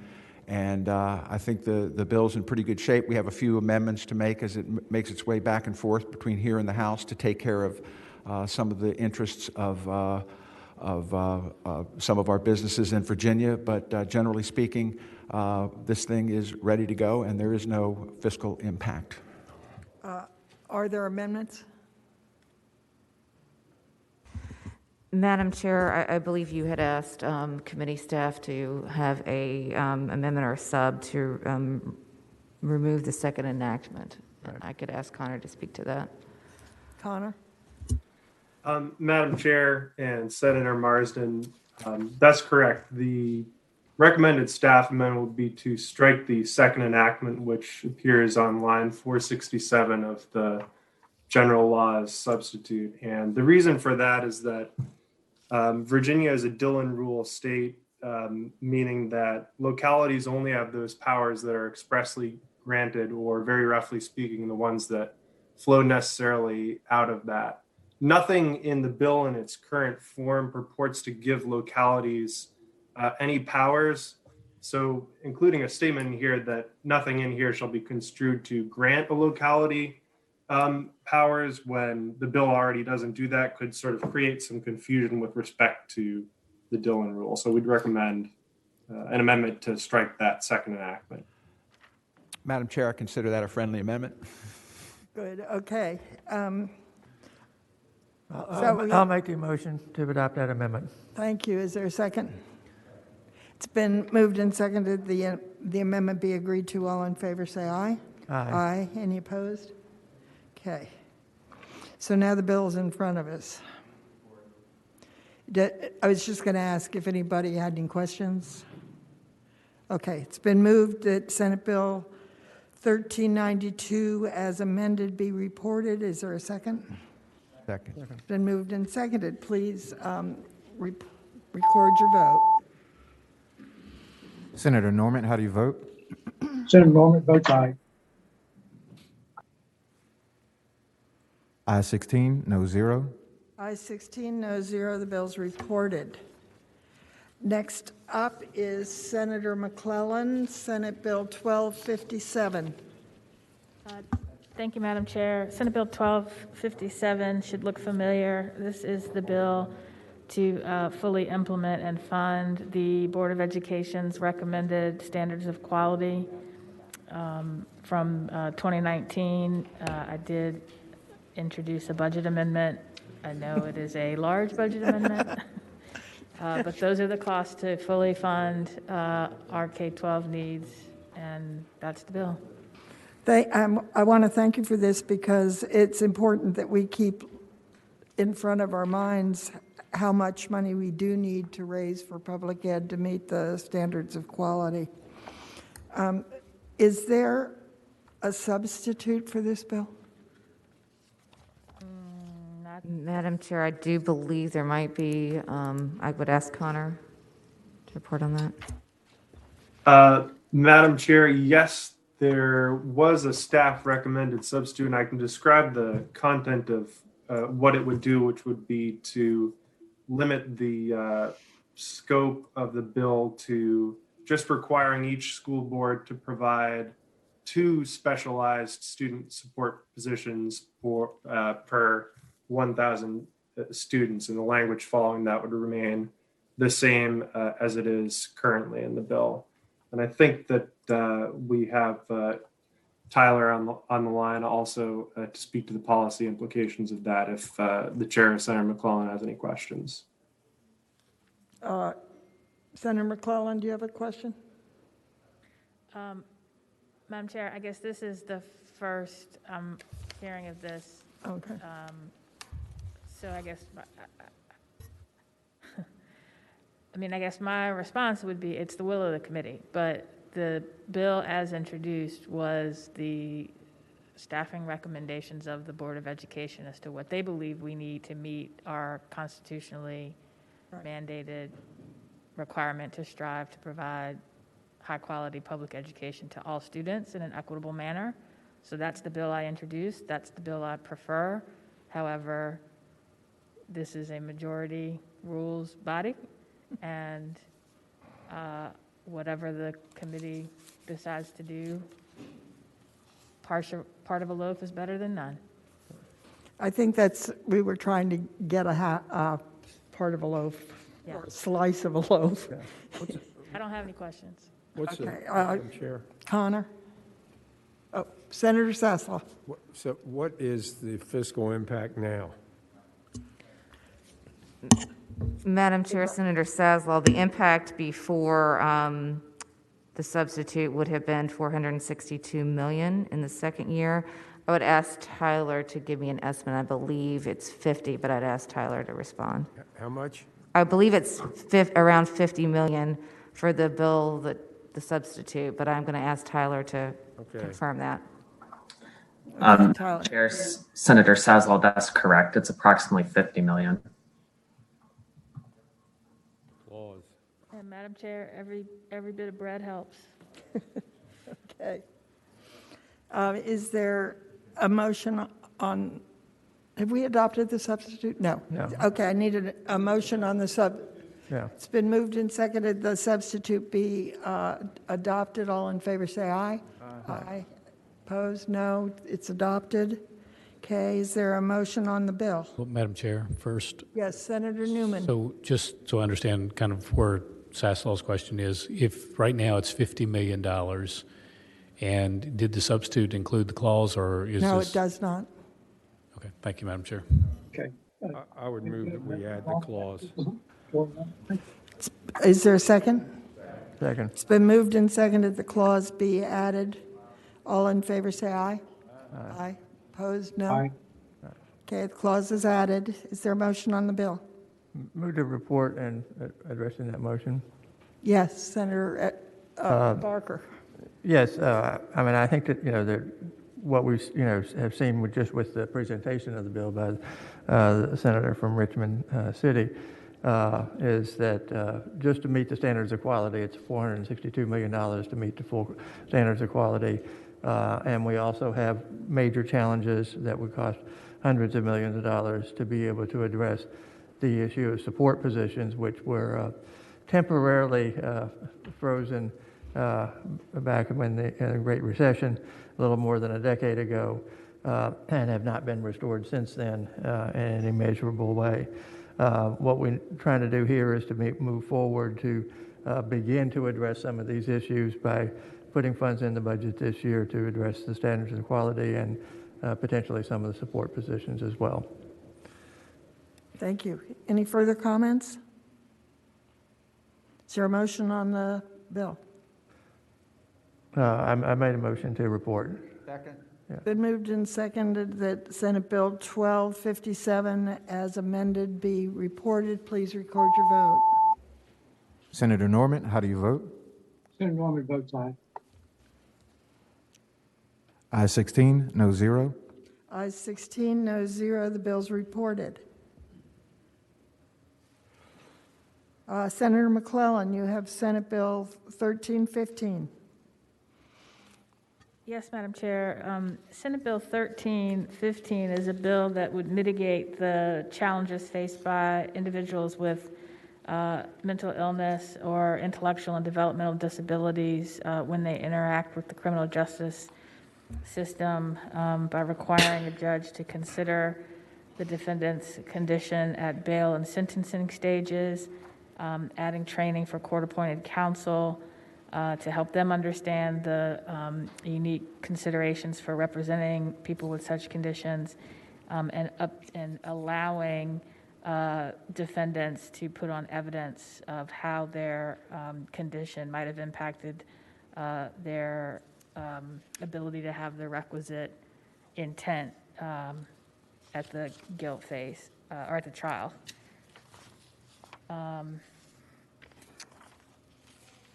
I can't remember exactly what the fiscal impact was for, but I did put in a budget amendment for what we anticipated it would be. But it's in our. Okay. Are there questions for Senator McClellan? Is there a motion on the bill? It's been moved that Senate Bill 13, and I assume seconded? And seconded that Senate Bill 1315 be reported. Please record your vote. Senator Norman, how do you vote? Senator Norman votes aye. My apologies, sir. Could you repeat that? Senator Norman votes aye. Thank you, sir. Peterson. Ayes 14, noes 1. Ayes 14, noes 1. The bill's reported. Senator McClellan, you have 1316. Yes, Madam Chair. Senate Bill 1316 is a bill to help to begin to stabilize our child care and early childhood education industry, which has been decimated by COVID over the past year. It does two things. One, it addresses staffing shortages by allowing portable background checks. Currently, anyone applying for a job at a child care or early childhood site must complete a background check for each job. And if they leave a job, they have to get another one, even though if they stayed at that job, a background check would be good for 5 years. This changes that so that the background check follows the employee. It also sets up a pilot program where the state would contract with child care providers to provide funding through federal subsidies based on enrollment instead of attendance, and determine payment amounts based on inputs for high quality, full-time services, and equitable compensation for early educators, and provide data on that pilot back to this body. And then creates a Department of Ed work group in conjunction with the School Readiness Committee to evaluate the pilot and make recommendations for further payment practices and cost of quality reimbursement methods so that we can begin to align how we fund child care and early childhood education with the effort to have quality providers by paying the workforce. Part of the problem now is to get high quality, you've got to pay a workforce in a way that could price childcare, out of affordability. And so we're looking at how do we further address that issue, and that's the bill. Are there questions for Senator McClellan? Madam Chair. Senator Hanger. Thank you.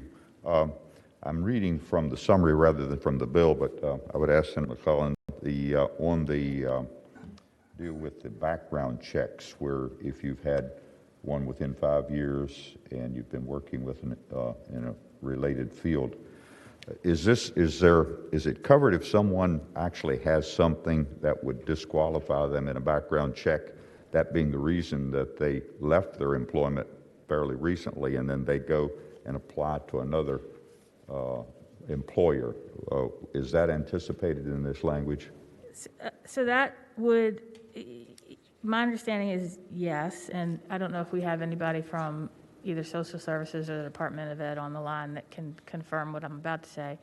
But basically what would happen is that the employee would get sort of like a certificate of passing, I guess. Once you get your background check, and if anything happens that would disqualify you from working at a child care facility because you're convicted of a barrier crime, that information would go to the Department of Social Services or DOE, depending on whether it's a public school-based program or not. And so that then would make that person ineligible to get a new job, even though they haven't done another background check. Because what's going to happen now is instead of an employee getting a background check on themselves, paying that fee, the employer would basically get a certificate. They would be told by social services or DOE, this person is okay to hire, if that makes sense. Okay, I think that addresses my question, Madam Chair. So the Department of Social Services would basically certify that they have a clean bill of health Yes. while employed? Yes. Okay. Are there further questions? It's my understanding that this bill's cost can be covered through the federal child care and development funds, and that there are sufficient funds available to us to do that. Is that correct? Okay. Is there a motion on the bill? I move be reported. Been moved? Madam Chair? Yes. Madam Chair, Senator McClellan, staff had a note that you had requested a line amendment. Oh, yes. Is that the case? Is that On the delayed effective Yes. date for Yes. January 1, 2022? Yes. Okay. That was an amendment requested by DDS and DOE so that they could have everything in place to implement the background check piece. Is there a second to the amendment? Second. It's been moved and seconded. The amendment be agreed to. All in favor, say aye. Aye. Aye. Any opposition? Okay. The amendment is there. Is there a motion now on the bill? Move to report as amended. Second? It's been moved and seconded that Senate Bill 1316 be reported as amended. Please record your vote. Senator Norman, how do you vote? Norman votes aye.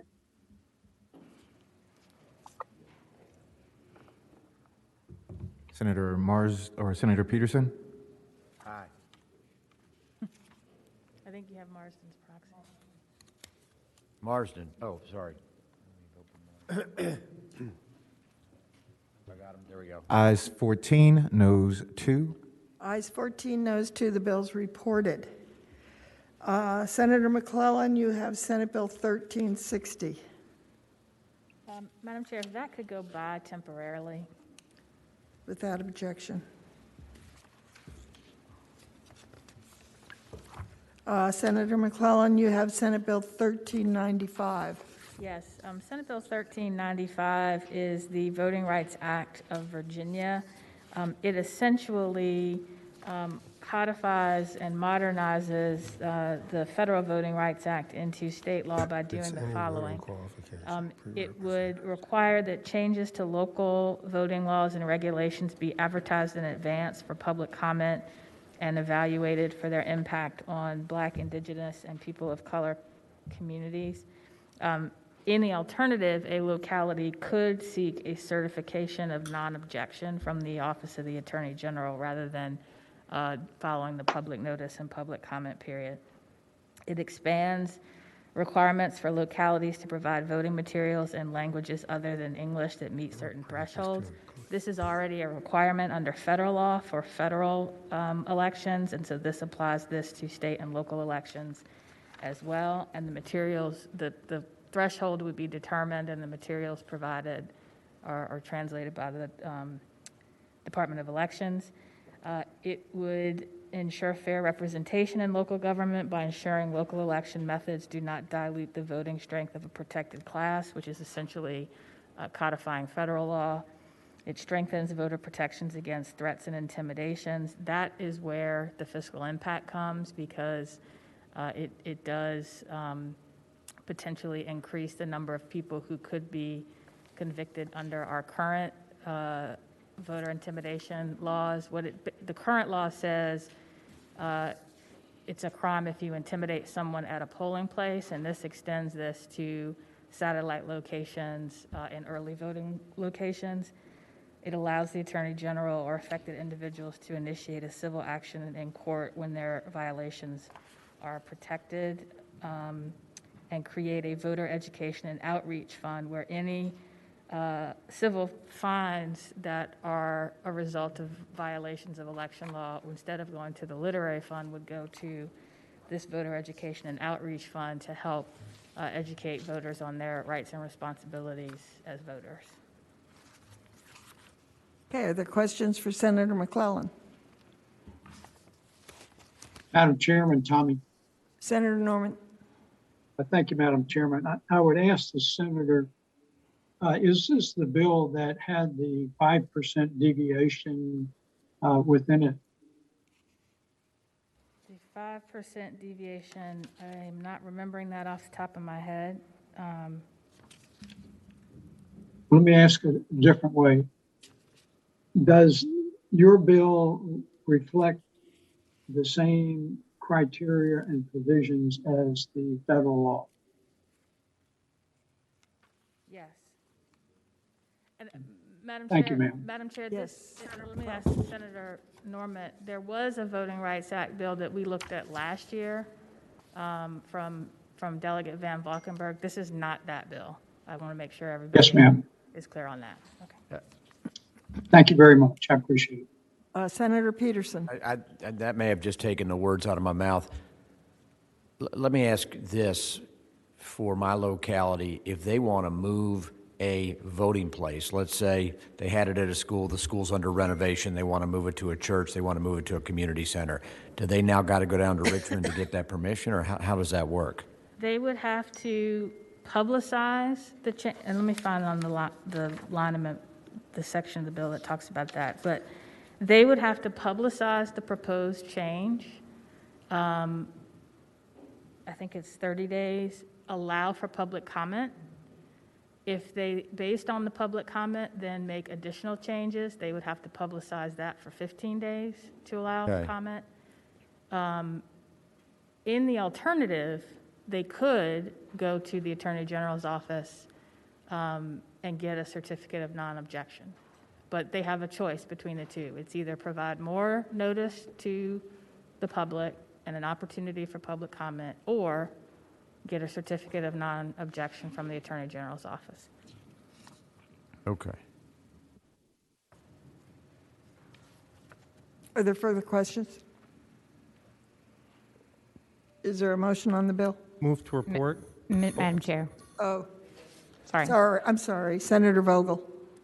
Madam Chair, I know this is finance and we're really only supposed to discuss the financial impact here, but there is an impact, and I can tell you that VACO opposes the bill, and what we're really imposing here are what are effectively state pre-clearance requirements. And Virginia already mandates a lot at the state level for local governments, and I think that given the feedback that I've gotten, and I can tell you from individual registrars who have concerns about the bill, I would urge members of the committee not to support the bill. And with that, I intend to vote no. Are there further comments? Okay. Madam Chair, if I may, or Senator McClellan. if Senator Peterson has a question or comment. Senator Peterson. Yeah, let me be more blunt, and because I'm hearing two different things. I didn't have time to read the bill, but a pre-clearance bill, as I understand, back in the old days, meant you had to go to the Department of Justice if you wanted to move a precinct or create a new precinct or anything like that. And in the locality I live in, Fairfax City, in 1998 or 99, I was on city council, and we got exempted from pre-clearance because, quite frankly, I don't know if we didn't have the negative history or what we had done, but we managed to get that done. Is this a pre-clearance bill in the sense that you have to go and get permission from somebody else rather than having a hearing like you just described? It is not. Again, Delegate Van Valkenburg's bill, which we saw last year, was a pre-clearance bill. He has introduced that bill again. You may see it. I don't know. This bill is not a pre-clearance bill. This bill is a public notice and opportunity for comment bill.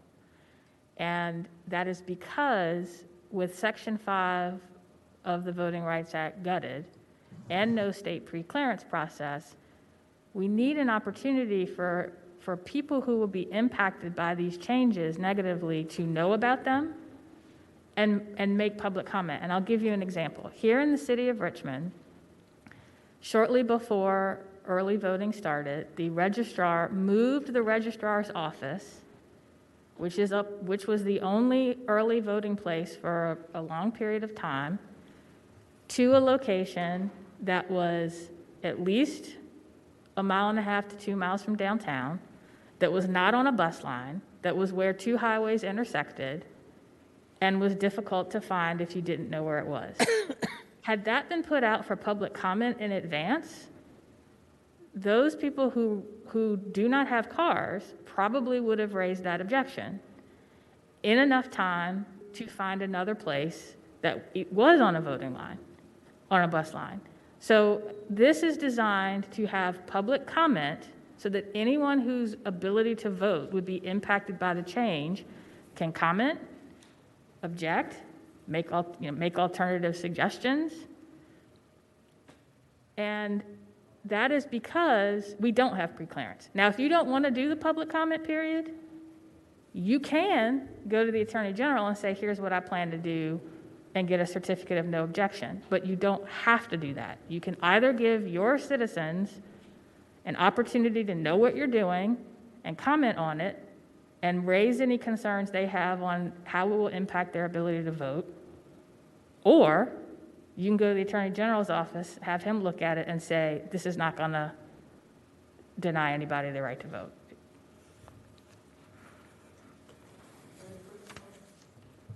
Further questions? Is there a motion on the bill?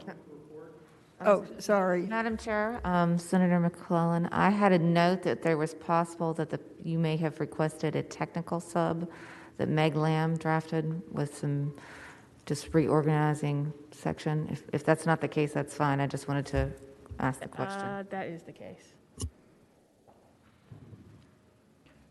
Is there a motion on the amendment? Move the amendment. It's been moved and second the amendment be adopted. All in favor say aye. Aye. Aye. Any opposed? Okay, now the bill itself. Move to report the bill. Second. It's been moved and seconded that Senate Bill 1395 as amended be reported. Please record your vote. Senator Norman, how do you vote? I abstain. Ayes 10, noes 4, abstentions 2. Ayes 10, nays 4, abstentions 2. Bill's reported. Okay, next up, Senator Peterson. You have Senate Bill 1210.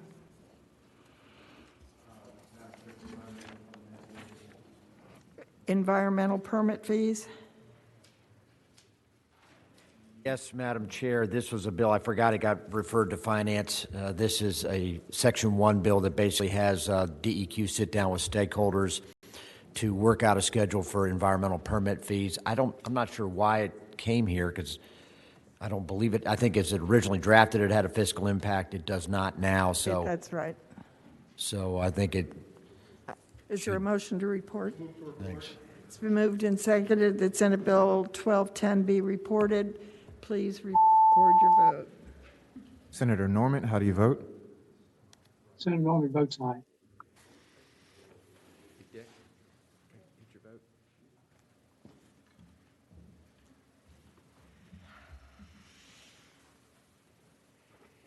Ayes 16, no 0.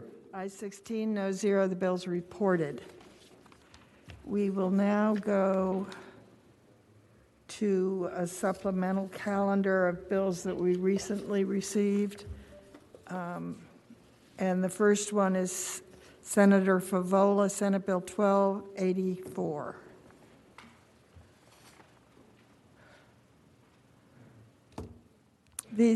These next bills are bills that we began to hear yesterday and decided to continue them today, or some that were just very late referrals from other committees. Is Senator Favola available? Madam Chair, Senator Favola was outside but has stepped out. All right, let's go, and we've done, let's see. Is Senator Stanley available with 1105? He is also on his way but not here yet, Madam Chair. Let's see.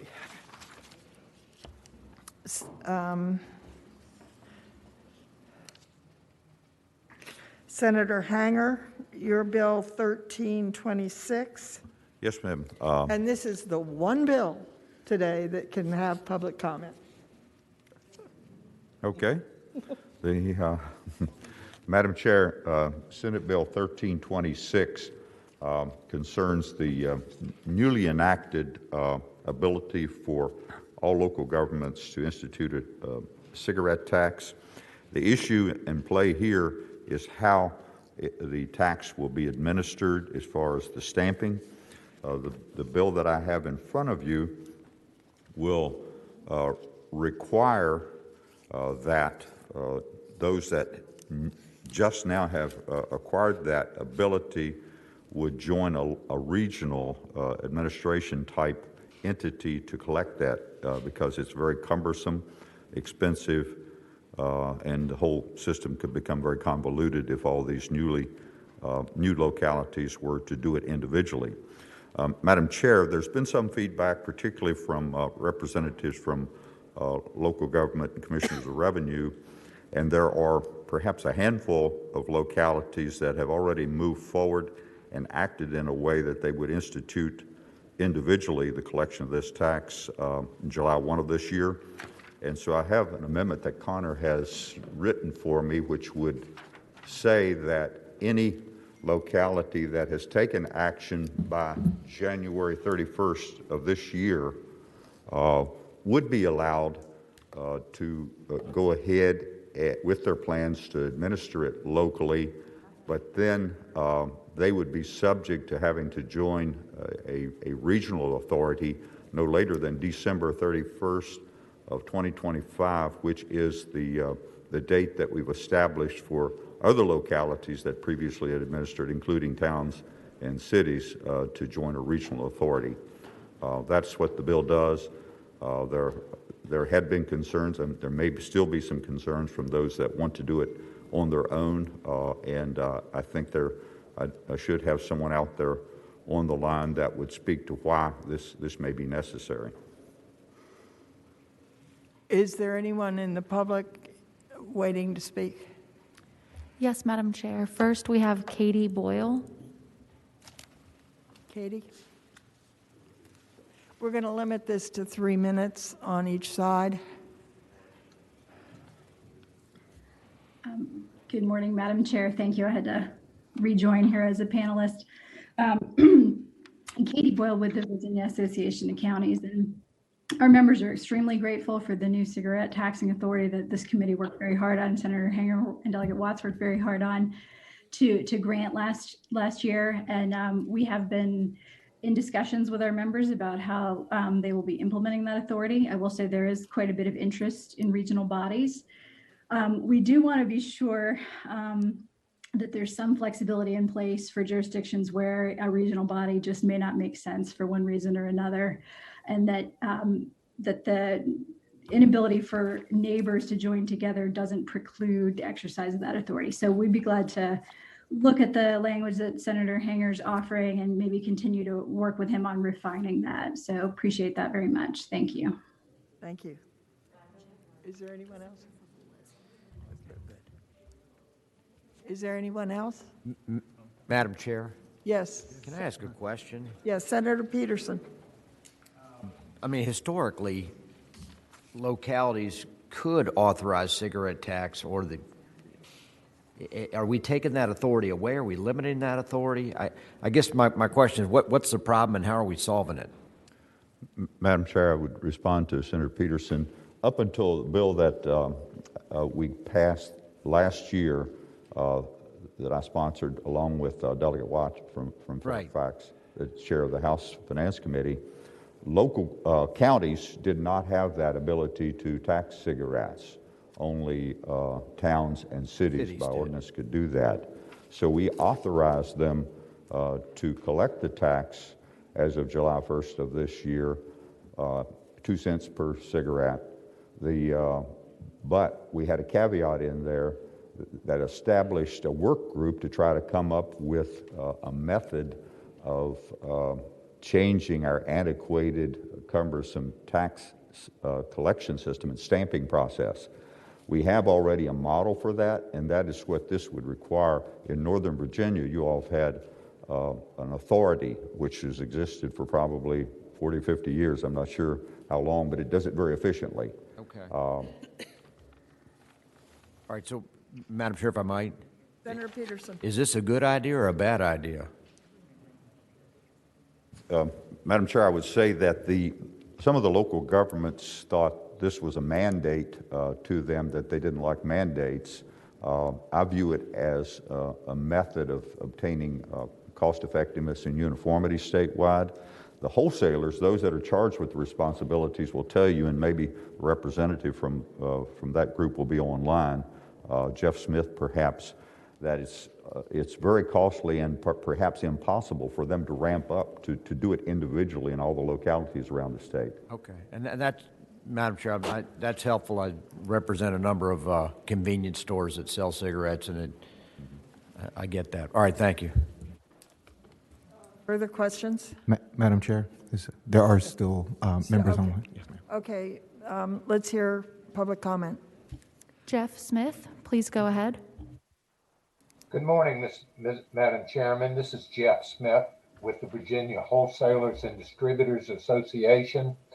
Our members are the licensed tax stamping agents for the Commonwealth and local government. Senator Hanger has done an excellent job with his review of the critical needs addressed in 1326. In order to assure improved administrative efficiencies with the counties transitioning into the local government tax process, without regional boards, which has been proven for the last 50 years to be effective, and was recommended by the interim study. The outcome going into July with adding 90 counties to the board and to the tax process is unknown. Thank you. Thank you. Paige Johnson, please go ahead. Good morning, Madam Chairman and members of the Finance Committee. I'm Paige Johnson. I'm the chairman of the Northern Virginia Cigarette Tax Board. I'm also Commissioner of Revenue for the city of Fairfax. In 1970, we determined in Fairfax and in Northern Virginia that the most cost-effective way to administer the cigarette tax, which is unlike many other taxes, the most cost-effective way to do that was to form an association, an alliance through a regional board authority that all localities currently have to administer this tax. And for 50 Paige, years, Paige, we're over time. Could you summarize? Suffice it to say, we support the bill.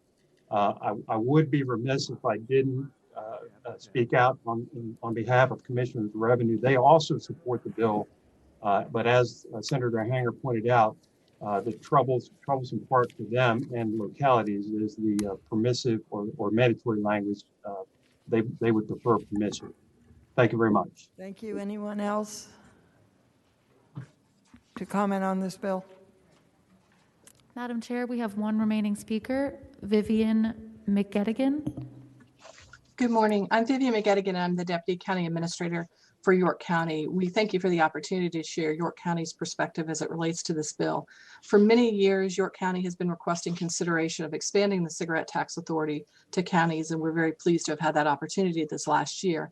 In our case, geographically, we share the Hampton Roads region primarily with substantially larger cities that already have the cigarette tax and a mechanism to collect and enforce the compliance within their cities. While we like the idea of a regional authority and have been pleased with the information shared by the Northern Virginia Authority as the working group met over the summer and the fall, from the standpoint of our region, because the cities already have the cigarette tax programs, we thought it would be highly unlikely that they would want to join a Hampton Roads Regional Authority. And there are simply not enough counties nearby to form a new authority close enough together geographically to share the essential enforcement responsibilities. We heard a fair amount about the importance of enforcement between the jurisdictions within the region from the Northern Virginia Authority, which alerted us to this concern. based on the information shared from the Northern Virginia Authority, again, we realized that perhaps the most important reason to define the regional authority properly is the communication with the business owners, and enforcement aspects of noncompliance. Our primary concern with requiring that those counties outside of Northern Virginia join an undefined regional authority is that a smaller entity such as York would be routinely forfeiting revenues simply because trying to obtain emphasis on compliance within our community. I'm sorry, could you wrap up? Sure. Basically, because cities surround us, there really aren't any counties that would form with us. And because enforcement within those businesses creates complexities with us, we think we would simply be forfeiting revenues if we joined an authority until such time as the cities would be required to join the authority. Thank you. Thank you. There are no more speakers, Madam Chair. Is there a motion on the bill?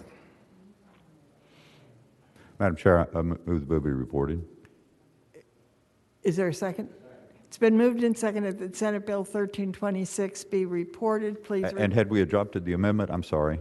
No, okay. I'm sorry. Is there- I move the amendment, which I believe would help York County out, the one that just testified, if they've started a process. It's been moved and seconded the amendment be agreed to. All in favor say aye. Aye. Any opposed? It's Now I agreed move to. the bill be reported, Madam Chair. It's been moved and seconded that the bill as amended be reported. All in favor, please record your vote. Senator Norman, how do you vote? Senator Norman, how do you vote? Senator Norman votes aye.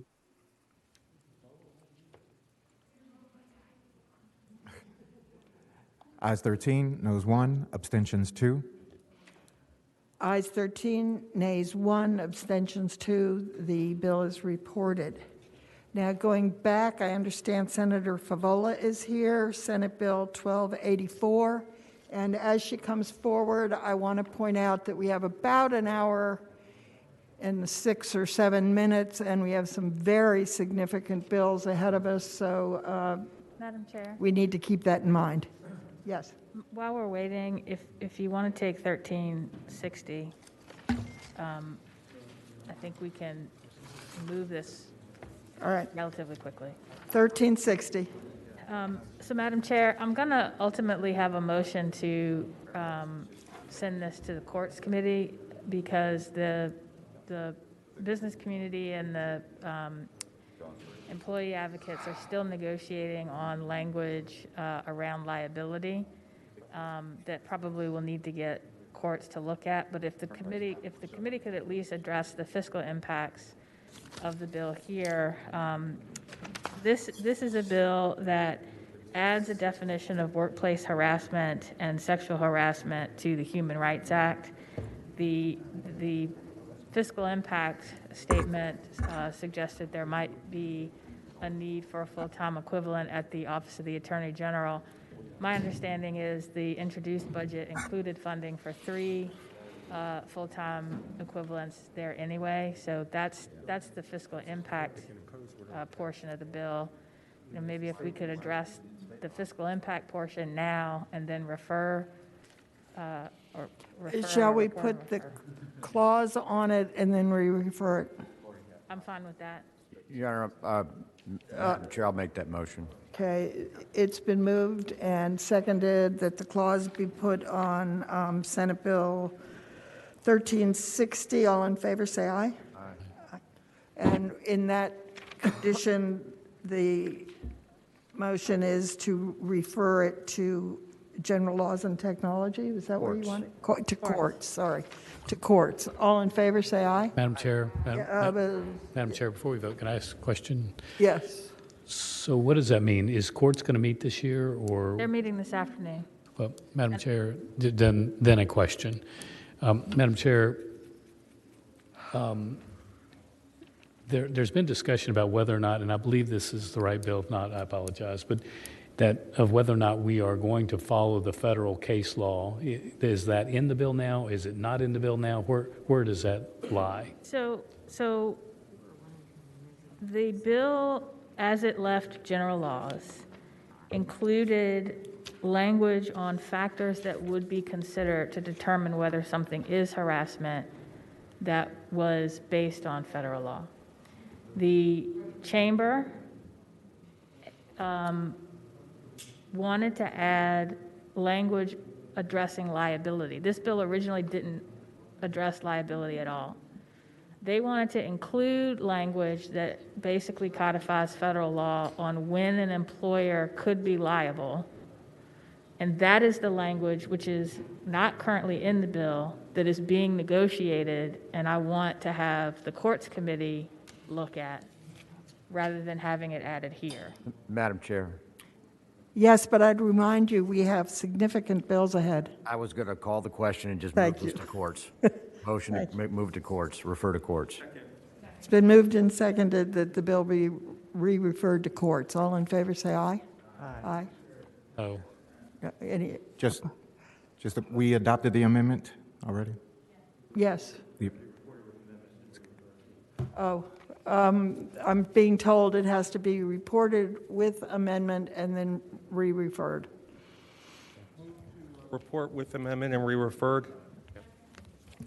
It's been moved and seconded that the bill be re-referred with, reported with the amendment and re-referred. Is that recorded? Yes, ma'am. Okay, please record your vote. Senator Norman, how do you vote?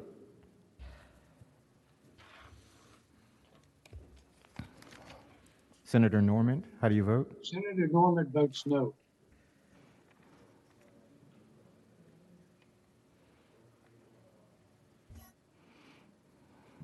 Ayes 12, noes 4. Ayes 12, noes 4. It's re-referred. Reported and re-referred. Okay, next up, Senator Favola.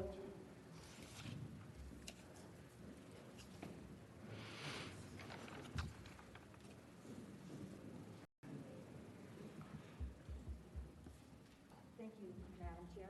My bill is Senate Bill 1084. It is the Commonwealth's Energy Plan, and it has been heard in a subcommittee, and it, of course, was heard in Commerce and Labor. I can give you I'll just give you a 30-second explanation. It streamlines the current plan. Last year, the Senate and the House, the governor signed it. We developed an energy plan that attempted to track the Clean Economy Act. We didn't track it completely because both bills were going through the process at the same time. That's why this bill is before us. It correlates more carefully with the Clean Economy Act. It does keep the goal that the Commonwealth recognizes that addressing climate change is important and that the Commonwealth's economy must reach a net zero emission from greenhouse gas emissions in 2045. And the other important, there are other minor points, the other important issue in this bill is we do acknowledge that industry needs to transition. So we put a statement in this plan that says nothing in this Commonwealth policy or Commonwealth plan shall preclude the reliable access to electricity and natural gas during the transition to renewable energy. Thank you. I see in the notes that there's no fiscal impact. So I'm sorry to have brought you here. That's what we, yes, Mr. Hicks had So indicated that. is there a motion on the Move to bill? report. It's been moved and seconded that Senate Bill 1284 be reported. Please record your vote. Senator Norman, how do you vote? Senator Norman votes no. Senator Vogel? Ayes 11, noes 4, abstentions 1. Ayes 11, noes 4, abstention 1. The bill's reported. Senator Stanley, Senate Bill 1105. Thank you.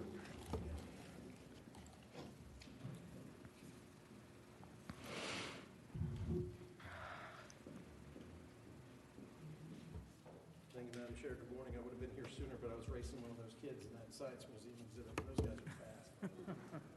Did he beat you?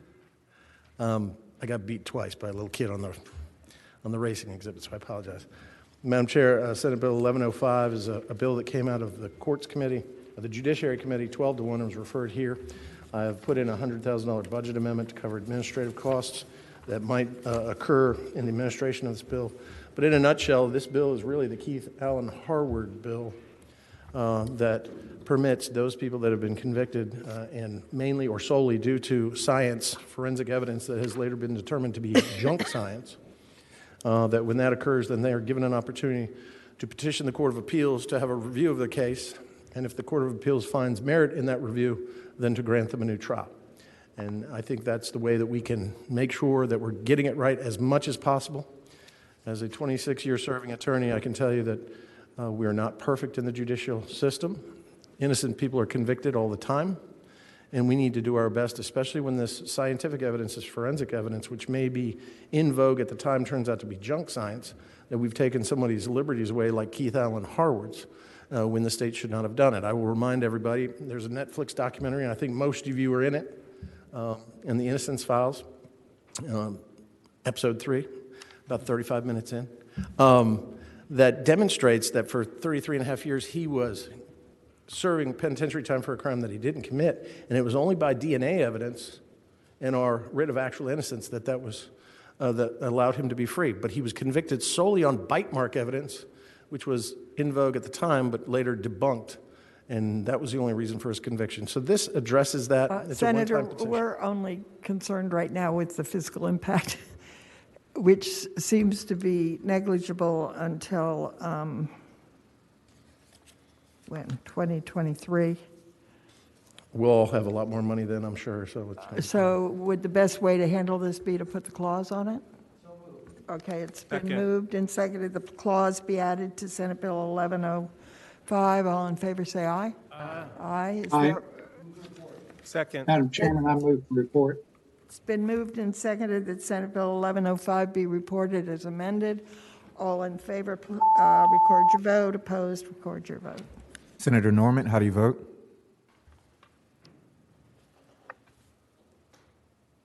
Senator Norman, how do you vote? I apologize. I'm having a problem with my mute. Senator Norman votes aye. Ayes 16, no 0. Ayes 16, no 0. The bill's reported. Thank you, Madam Chair. Thank you, members of the committee, for your time. Thank you. Okay, next up is Senator Serville. Senate Bill 1339.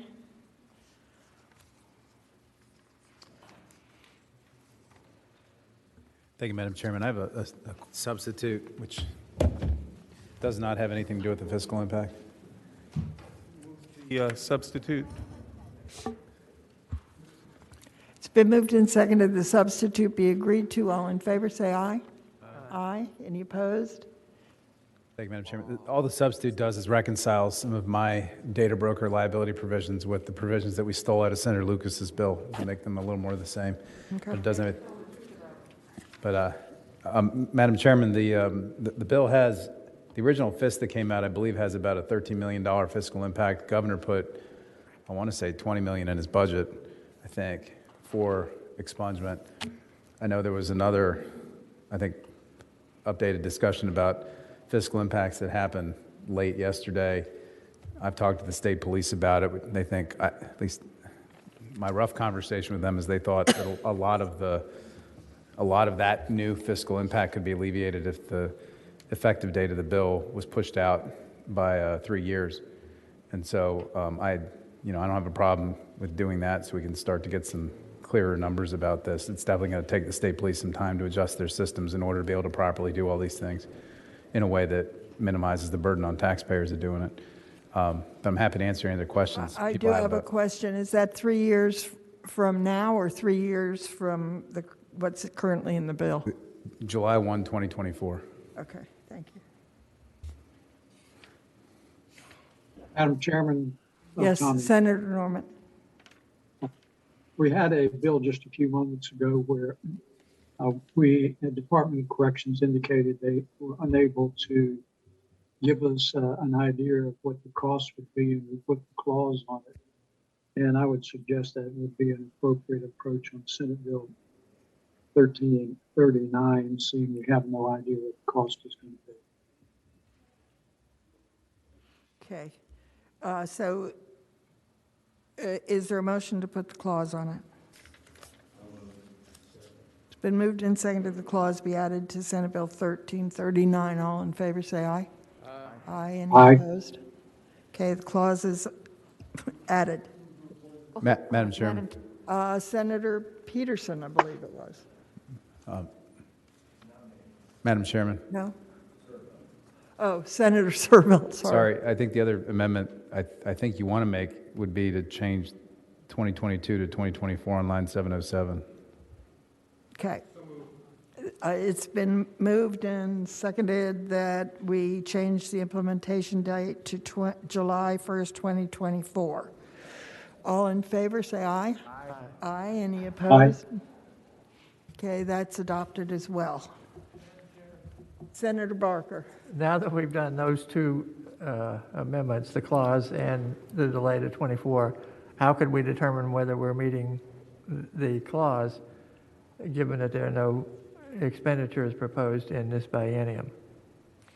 April? Madam Chair, Senator Barker, what I would say is there is still going to be some initial costs that have been funded in the introduced budget, and I believe if you hit the clause, as long as you retain some of that funding, that would let the bill go forward. Okay, thank you. Further questions? Second. It's been moved and seconded that the bill be reported as amended. Please record your vote. Senator Normand, how do you vote? Senator Norman votes aye. Ayes 13, noes 3. Ayes 13, noes 3. The bill's reported. Thank you. Thank you. Next bill is Senator Evans, Senate Bill 1406. Thank you, Madam Chair. This is the cannabis legalization bill. And on behalf of Senator Lucas and myself, I wanted to first offer several amendments, some of them technical. Connor has them, and I can go through them real quick. One is just unstriking some language. One is making sure that the money for substance abuse disorder prevention go to the Department of Behavioral Health and Developmental Services, which would distribute it to the community service boards. One corrects a code reference. And one ensures that the localities where marijuana was sold would be able to impose a 3% tax. That was in the original bill, but there were some changes that made it inoperative. And then there's an enactment clause that establishes a General Assembly Cannabis Oversight Commission, because the way the bill stands now, this is a multi-year project, and to have some members convening to have appropriate oversight of it. Finally, another enactment clause which would have a non-binding referendum asking the voters for them to weigh in on should the state legalize the sale of recreational marijuana from privately licensed retailers, wholesalers, and growers for use by adults. Those are the amendments that I would move. Is there a second? It's been moved and seconded that the amendments outlined by Senator Evans be agreed to. All in favor say aye. Aye. Aye. Any opposed? They're agreed to. Okay, and Madam Chair, just to give an overview of the fiscal impact of the bill, it imposes an excise tax rate of 21% on marijuana that would go to the state for various purposes, and allows for an additional 3% optional tax for localities with retail stores. That's in addition to the sales tax. That keeps the tax rate around 30%, which was identified as kind of a sweet spot for not encouraging the illicit market and competition. We didn't want to go higher than that. It dedicates the tax revenue first for the operational costs for the regulator, then 40% for pre-K for at-risk 3- and 4-year-olds, then 30% for a cannabis equity reinvestment fund, which I'll describe, 25% for substance abuse prevention and treatment, and 5% for public health programs. The Cannabis Equity Reinvestment Fund is a board-governed fund meant to address the impact of economic disinvestment, violence, and historical overuse of criminal justice responses in communities that were disproportionately policed during marijuana prohibition. And the bill specifies how the reinvestment fund may be used, including things like scholarships to historically marginalized populations of youth, awarding grants to nonprofits that provide workforce development, reentry services, mentoring programs, etc. We have in the budget money for expungements, a loan for a startup cost for the regulator proposed, and Senator Lucas and I have proposed amendments to the budget, not in the bill, for drug recognition expert training for law enforcement officers. And with that, I'm prepared to answer questions if there are any. Are there questions for Senator Eben? Madam Chairman, Tom. Yes, Senator Norman. Madam Chairman, my question to Senator Eben is, you made reference to a referendum. Is this an advisory referendum? Yes, sir. Madam Chairman, why are we going to waste our time, energy, and money if it's not binding? Well, the Judiciary Committee put a reenactment clause on the bill, and this is a pretty controversial topic, and it was thought that the voters' opinion would be of use to lawmakers because there's a reenactment clause in this bill. Although it starts the provisions for promulgating regulations, it would be voted on again by the General Assembly, and that would be the reasoning. Madam Chairman, Senator Norman. speaking to just that portion of the amendment, I think it's eyewash and superfluous. Okay, thank you. Any further questions or comments by committee members? Is there? It's been moved and seconded that Senate Bill 1406 be reported as amended. Please record your vote. Senator Norman, how do you vote?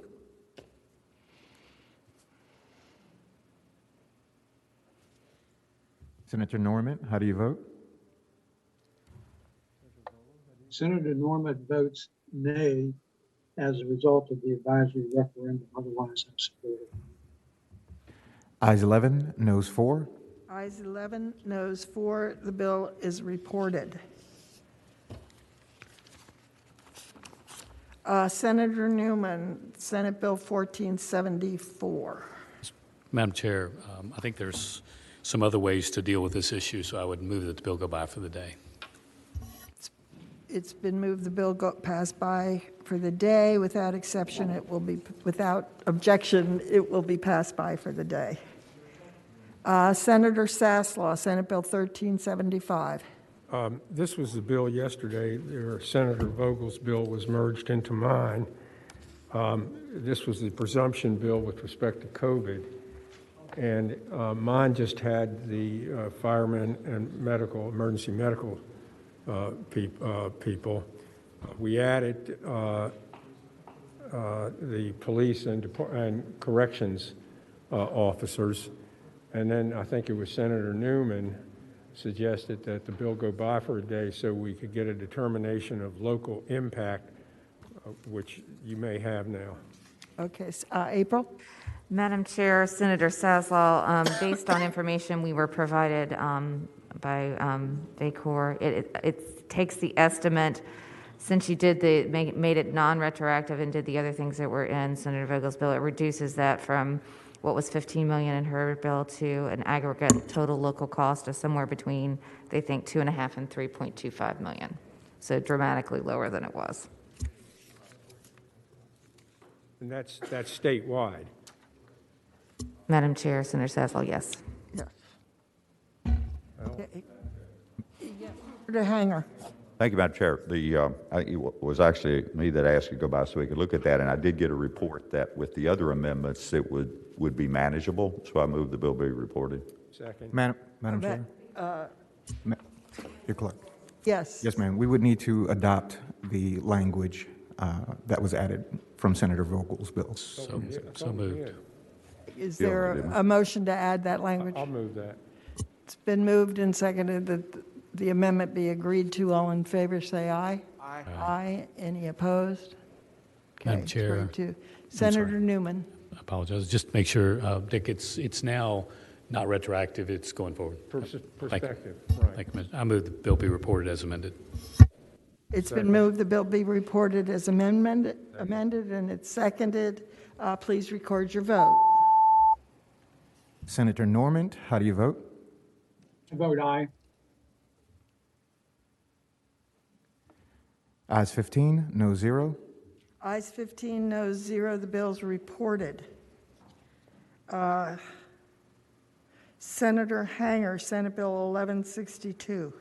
Thank you, Madam Chair and members of the committee. Madam Chairman, we should have noted that Senator Vogel would be listed as chief co-patron. I believe we already did that yesterday. All right.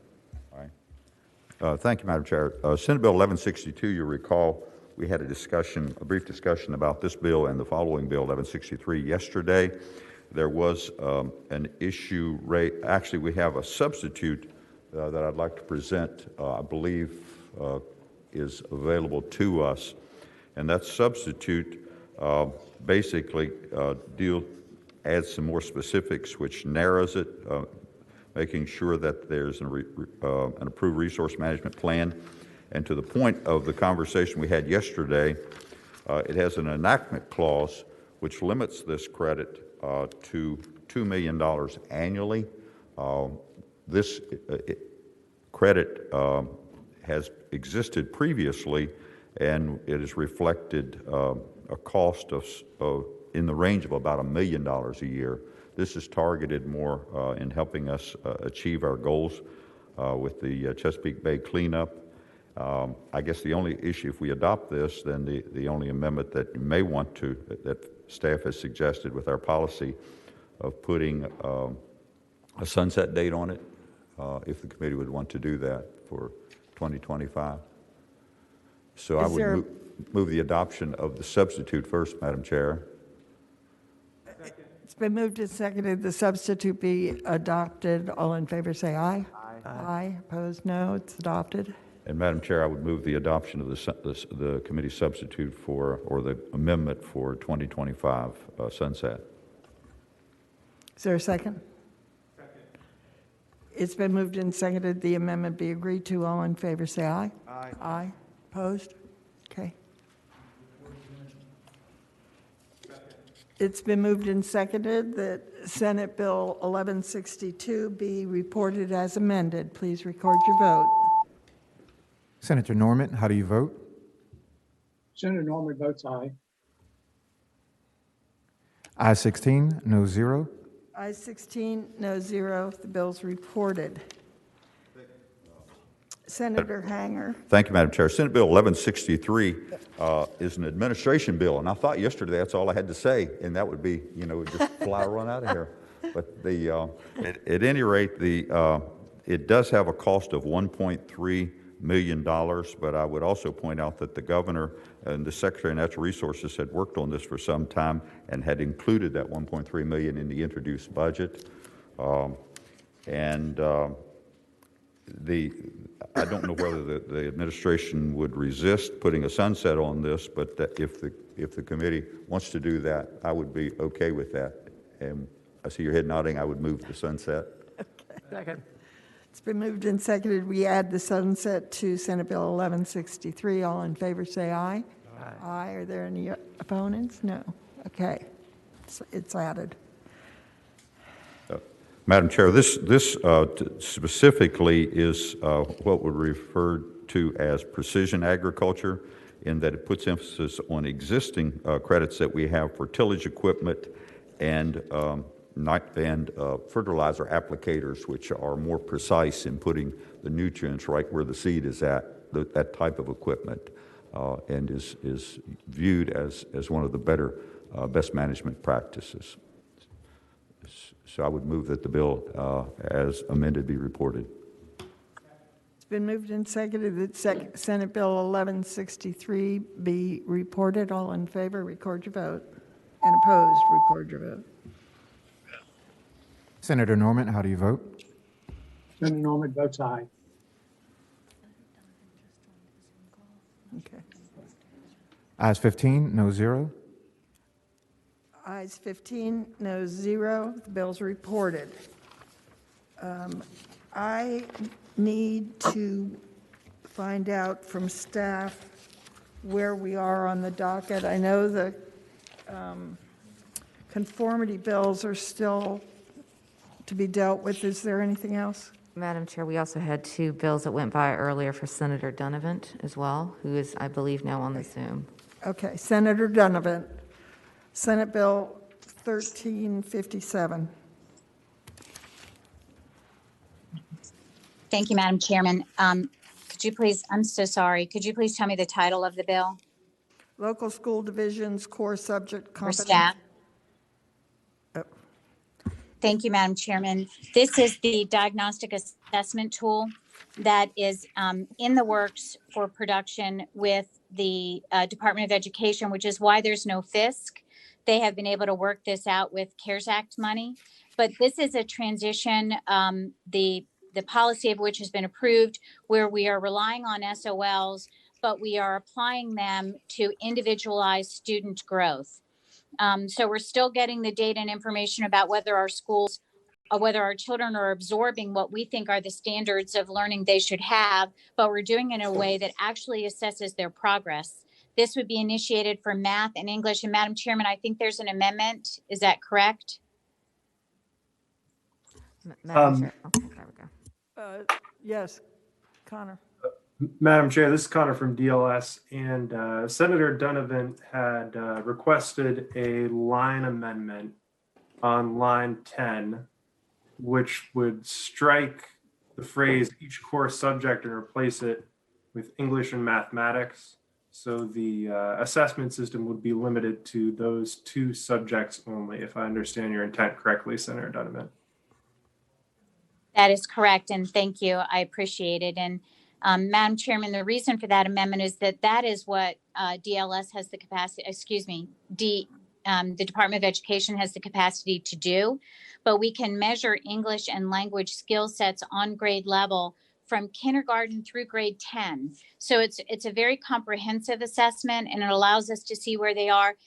In fact, DOE is working to build this out. So in the future, not this year, we want to assess for COVID this year, but in the future, they'll actually be able to assess whether that child is at a grade lower or a grade higher in their knowledge base than is required for their for being on grade level. So, Madam Chairman, that's the bill. I believe it has no fiscal impact, and I hope it'll be the pleasure of the committee to pass it today. Okay. Is it now a working group or no? No, it's the actual measurements. They have the assessment tools for the children. They're going to have them by this fall. Excuse me, Senator Keyes. April. Thank you, Madam Chair. I would ask Tyler to respond to whether or not the change with the line amendment reduced the fiscal impact, because I think the way it was before, they had indicated while it was indeterminate, it would be significant. And I think the working group you were thinking of is you had asked us to prepare possibly if the impact was still significant, doing a substitute to make it a working group. So I would ask Tyler if he could respond. Yes, Madam Chair, according to the Department of Education, there's an indeterminate fiscal impact at this time, but it was likely significant for the technology. And actually see a representative from the Department of Education raising their hands so they could be let in to also answer the question. Okay, let them in.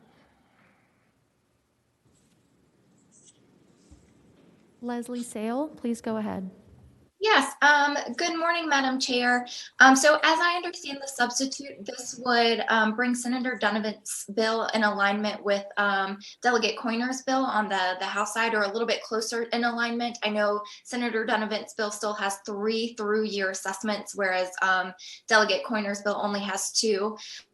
So I believe that would mean $3 million in fiscal impact in terms of expanding the number of assessments and administration. It would be an additional $3 million to do the off year. But these are things that the department has confirmed that the additional ESSER funding could cover. One of the things that we are unclear on is whether the additional ESSER funding will cover the cost, which is roughly $4 million million to create new test items. So for example, when we're testing grades 3 through 8 in reading and math, because we don't already have tests in kindergarten, first and second, there aren't test items for these. So to understand if a third grader is testing below, we would need additional test items to accomplish that. But to Senator Dunavant's proposal, just to clarify, the $3 million for the additional administrations and the $3 million to change the algorithm of the testing to allow for off grade are things that we've confirmed that should be something we can use federal funding for. It would just be that additional component to create test items that we don't have clarity around. Madam Chairman? Yes. I Senator. apologize. Thank you. I had not gotten that fiscal impact. I was surprised when I was looking at my fisc last night. So I do apologize. I have been told by the Department of Education that just as you heard, that there's some optimism that most of this will be covered this year. There is some anxiety that as they make the transition, that going forward in future budgets, to keep this as an ongoing proposal, that there would be a fiscal impact in the future. But it is a little bit of a gray zone, which is why my budget amendment was written to allow for CARES Act money to cover it, and then only a budget amendment if we didn't have that coverage. Madam Chair, Senator Deeds. does it make sense to put the cause on this bill because we don't know for sure that we're going to have federal money? I'm afraid we're going to have to do that. I'd move the cause then. Second. It's been moved and seconded the clause be added to Senate Bill 1357. All in favor, say aye. Aye. Any opposed? Okay, the clause is added. Okay. It's been moved. Is there a second that it be, and seconded that the bill be reported as amended? Please record your vote. Senator Norman, how do you vote? Senator Norman votes aye.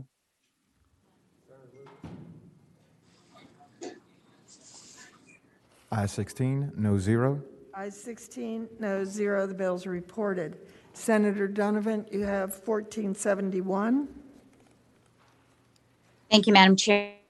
And this is a bill that will seek to allow more permissible outdoor recreation areas. It's built on a pre-existing license that ABC awards localities, but it gives the localities the permission to apply to allow these areas where, say, for instance, in Scott's Addition, where they might have permission to not have it all the time, but to have maybe on weekends or whatever the ABC board would approve, basically as a stimulant to the economy. During the course of COVID, with people being outside, they really like the outdoor spaces at restaurants and bars.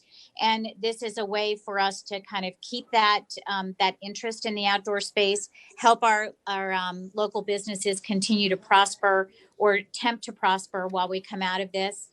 There is a small fee that's associated with it. And as I read the fiscal impact, a small fiscal impact as well, Madam Chairman. Okay, are there questions for the senator? Is there a motion? It's been moved. Move to report. It's been moved, seconded, and third that Senate Bill 1474 be reported. Please record your vote. That's the wrong. My apologies. That is the wrong. Yeah. 1471, 1470. Oh, sorry, it's 1471. Yeah. Okay, thank you for correcting me. Okay. My apologies. Is that the correct? Yeah, 1471. 1471.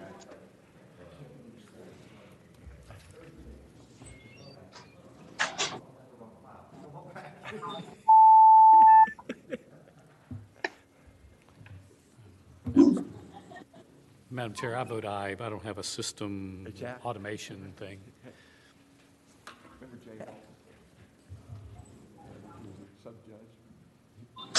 Senator Norman votes aye. Thank you, sir.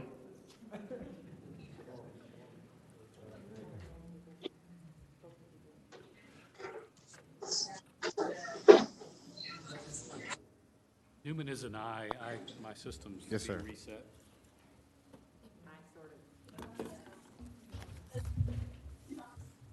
Ayes 13, no 0, abstentions 2.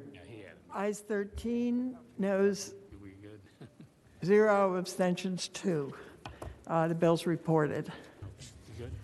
Okay, now, again, to staff, are the only bills? Thank you, Madam. Thank you. I love your hairdo. Thanks. Does that complete the docket except for the conformity bills? That's what I have, Madam Chair. Yes, ma'am. Yes. Thank you. Okay. Yes, ma'am. We have two conformity bills. We have Senator Peterson's 1394 and the administration's, which I'm carrying, 1146. Before we start, Senator Peterson would like his rolled into mine Yes. and us become co-chief patrons. Yes, Madam Chair, and I'd like to make that motion and speak to it. And first of all, thank you for allowing me to be part of this task force and this journey. And so many people have reached out to me in the last, 6 months, but in the last few days from the perspective of their business. And I hear you. I know how hard it's been for so many folks, particularly in the restaurant, hotel, travel, and entertainment industries. And what we've tried to do on this task force is get a level of relief to people within the context of the overall state budget. Unlike the federal government, we don't print money. They can be very, very generous in a way that, frankly, we just cannot constitutionally. And I realize it's tough because, like any small business owner, you want to have your state and federal tax return mirror each other as closely as possible. We tried to get there. We're not getting there as close as some people would like, but again, we're doing the best we can. And having said that, I move that my bill be rolled into yours. Second. It's been moved and seconded that Senator Peterson's bill be rolled into mine and we be co-chief patrons. Please record your vote. Senator Norman, how do you vote? Senator Norman votes aye, but I have a question for Norman, please. Ayes 16, no 0. Okay. Now, as was mentioned, we had a subcommittee looking at these bills and making recommendations. Senator Barker chaired that subcommittee, so I'll turn the discussion over to him. All right. We looked at various options that are available as it relates to the conformity to changes that have been made at the federal level, and then potentially going beyond that a little bit, and with a couple of things that we considered and will be recommending here as part of this. So there is a substitute. Is it ready yet or being prepared on this? So, all right, it's ready. So I'll move the substitute at this point and then can speak to that. It's been moved and seconded that the substitute be adopted. All in favor, say aye. Aye. Aye. Any opposed? The ayes have it. All right. What we looked at was we went through things and worked with the six of us who were on the subcommittee, as well as with Secretary Lane and staff here in terms of what our options were. What was proposed had been proposed is related to the PPP loans.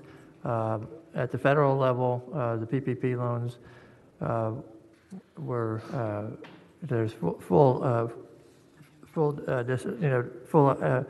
conformity as it relates to forgiving the loans and not having that recorded as income. There had been basically the position was being taken by the federal government up until the late December that the expenses that they were would not be allowed to be deducted there. That was changed in late December, so we've addressed that issue and are now looking to provide some relief in terms of the deductibility there. There is an issue that the situation is that to a certain extent, if you don't count the income level of it, but you do count the deductibility of it, it's sort of a double tax benefit there. So it's going well beyond just what normally would be available, and certainly what would not be available would be available for anyone just taking a loan out as, for their business anyway.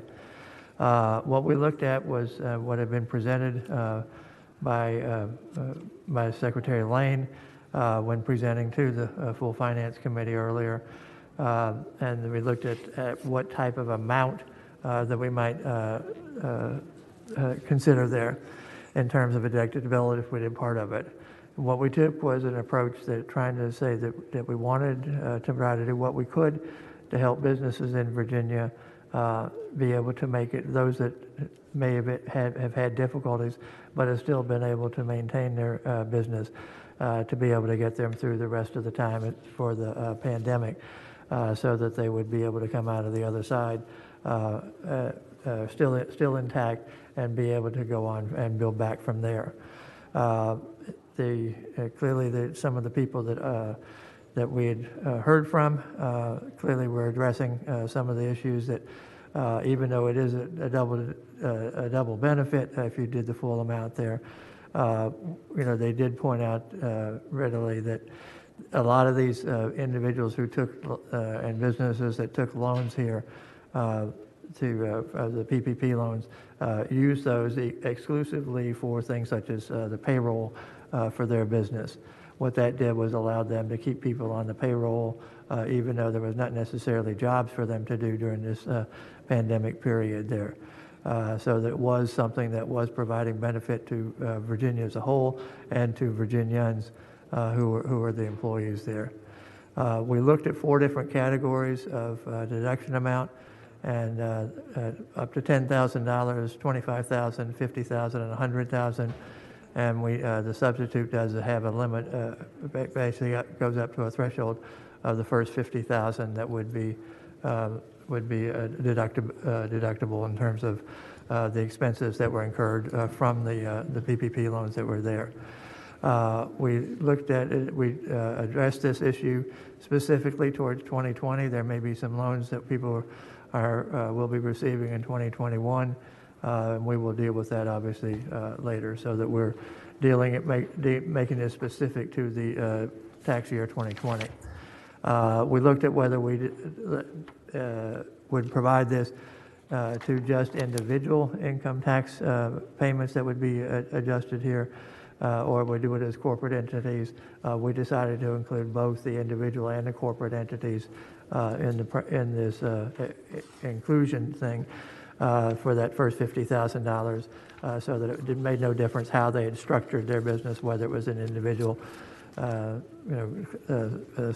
Schedule S, and those types of things, so that anybody would be able to get it, whether they were a full corporate entity or an individual operating business there. That does provide some significant relief. It's not obviously as much as it would have been if we were able to do the entire amount there. We did look at a couple of other things that I think are significant there. One is that we have provided loans to businesses in Virginia from Virginia itself, so that we have the Rebuild Virginia program that is helping businesses with loans that are there. And many of the ones who have been able to get loans through the Rebuild Virginia program did not get the PPP loans when they were first made available there. What we decided was that although there is no federal tax benefit that they are receiving from the Rebuild Virginia, that we would provide a state tax benefit, so that we were being equitable and making sure that both those who received the PPP loans and those who received the Rebuild Virginia loans would have the same benefit in terms of tax consequences on things. So with that, then that provides us a proposal that is going to, I'm not sure exactly what the dollar figure is as anticipated there. It's probably somewhere in the $100 million range that would be providing as benefits to the corporate entities. I don't know if Charles or April would be able to provide information on that. And we hope that with this combination of providing some deductibility for the PPP loans that were received, as well as the benefits being applied to the Rebuild Virginia loans that have been received, that we're helping businesses across the board as best as we can, and trying to make sure that a good bit of this would be targeted towards some of the small businesses that have been the ones that have been most affected during this economic situation that we've had here. So, all right, does staff have anything you can add there to the proposal and to the dollar implications? Thank you, Madam Chair, Senator Barker. To the question of the dollar amount of total relief provided to taxpayers with the inclusion of the deductibility of forgiven PPP loans and the subtraction for Rebuild Virginia grants, the total amount of relief provided to taxpayers is just over $70 million. And Madam Chair, I believe there is one technical amendment that Connor is prepared to report as well. All right. Madam Chair and Charles, this is Connor. Charles, if you're referring to the discussion with the tax department this morning, those technical issues are already addressed in the substitute that's before you. Okay, good. All right. Madam Chair. Certainly. Madam Chair, first, Senator Barker, thank you for the explanation. I guess one question is, is the substitute contemplating 1 year or 2 years of relief in the substitute that's just been presented? The substitute provides 1 year of relief for the 2020 period, and we could obviously come back later and address the 2021 should there be a desire to do that, depending upon how things go during 21. Thank you, Madam Chair. And Madam Chair, just because the substitute's just coming up, I think you did say it'll be C Corp, S Corp, LLCs, sole proprietorship, and individuals. So it's the entire gamut. Is that right? It hits the full gamut there. It makes no difference how you structured your business, both as an individual or as a corporate entity. Right. Madam Chair, just one last thing. Madam Chair, this has been a collaborative process, and I'm grateful for the chair, the way she's kind of worked her way through it.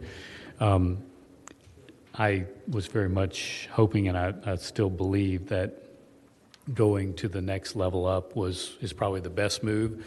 It does cost a little more, but you also take in a lot of individuals that spent an enormous amount of their money to keep employees employed, and now whether they were misrepresented or not by the federal government, having to pay tax. Madam Chair, I'm hopeful that we maybe between now and the floor can just continue to look at this. I know we did kind of run out of time because we couldn't have a meeting tomorrow that we would have normally had, but I would just hope us to continue to look at that number and consider whether or not those individuals that are in Group 4 instead of 3 might also qualify for the amount. I would very much like to support the bill. I think that the Senate is doing the right thing, the House not yet doing the right thing, but I think that we're close to the number, but I'd like to have us go to that number. Thank you, Madam Chair.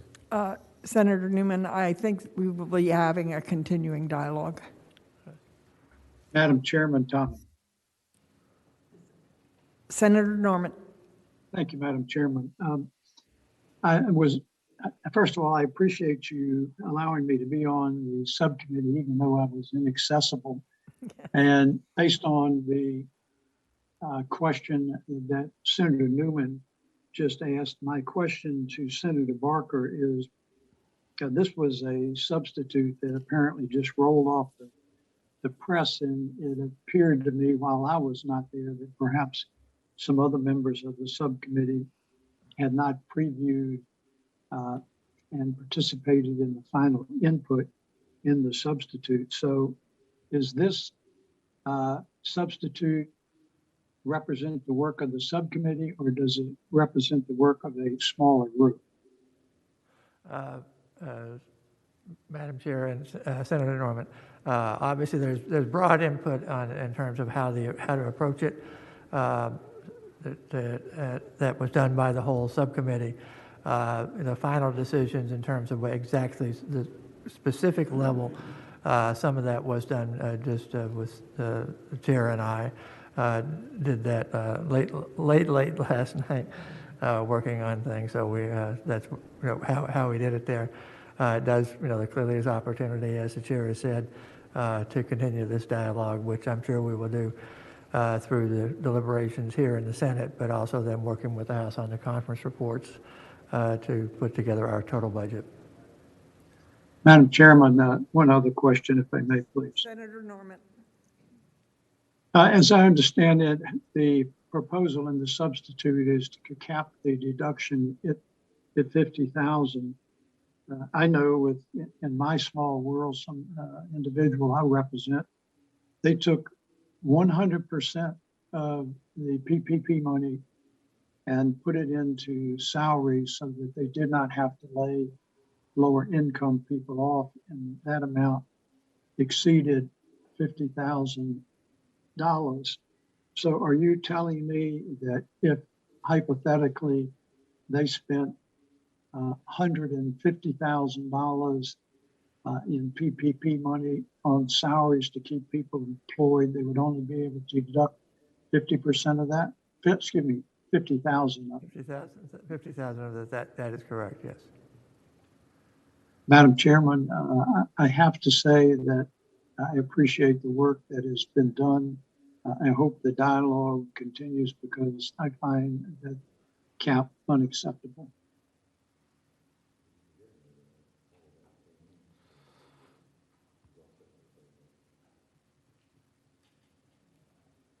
Are there further questions?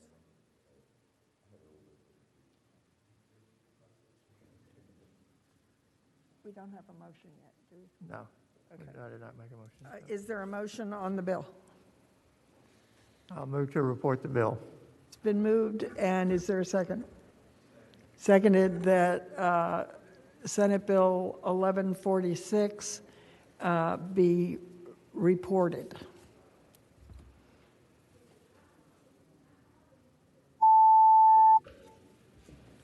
Senator Norman, how do you vote? Senator Norman votes no.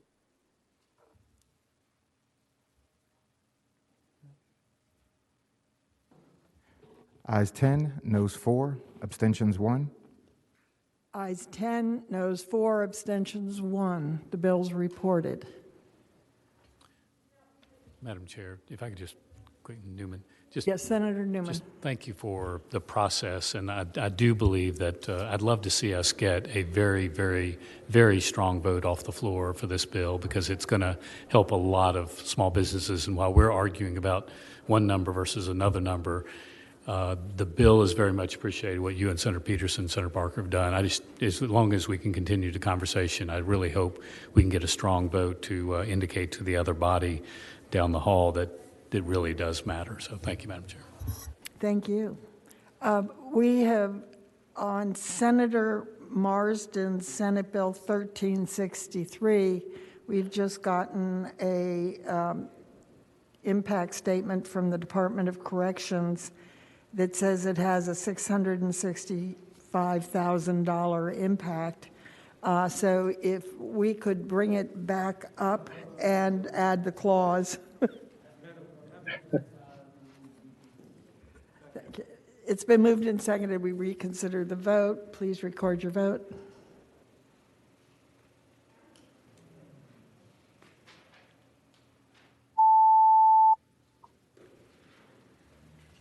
Senator Norman, how do you vote? I vote aye. Thank you. Ayes 15, no 0. Ayes 15, no 0. We're going to reconsider. It's been moved and seconded. We add the clause to the bill. All in favor, say aye. Aye. Any opposed? Clause is added. Madam Chair? Senator Marsden. Thank you. I'm wondering when they eliminated the board whether they returned $650,000 to the budget at that time. The Department of Corrections has refused to engage on this issue despite my calls to them. And, obviously they have issues here. This is a voluntary board. This is not this is not something that, that generates a great deal of expense, and I don't know where this is coming from. Thank you. Thank you. Okay, is the motion now to report? It's been moved and seconded that the bill be reported. All in favor, record your vote. Opposed, record your vote. Senator Norman, how do you vote? Senator Norman votes aye. Aye 16, no 0. Aye 16, no 0. The bill's reported. Does that complete the docket? Yes, Madam Chair. Yahoo!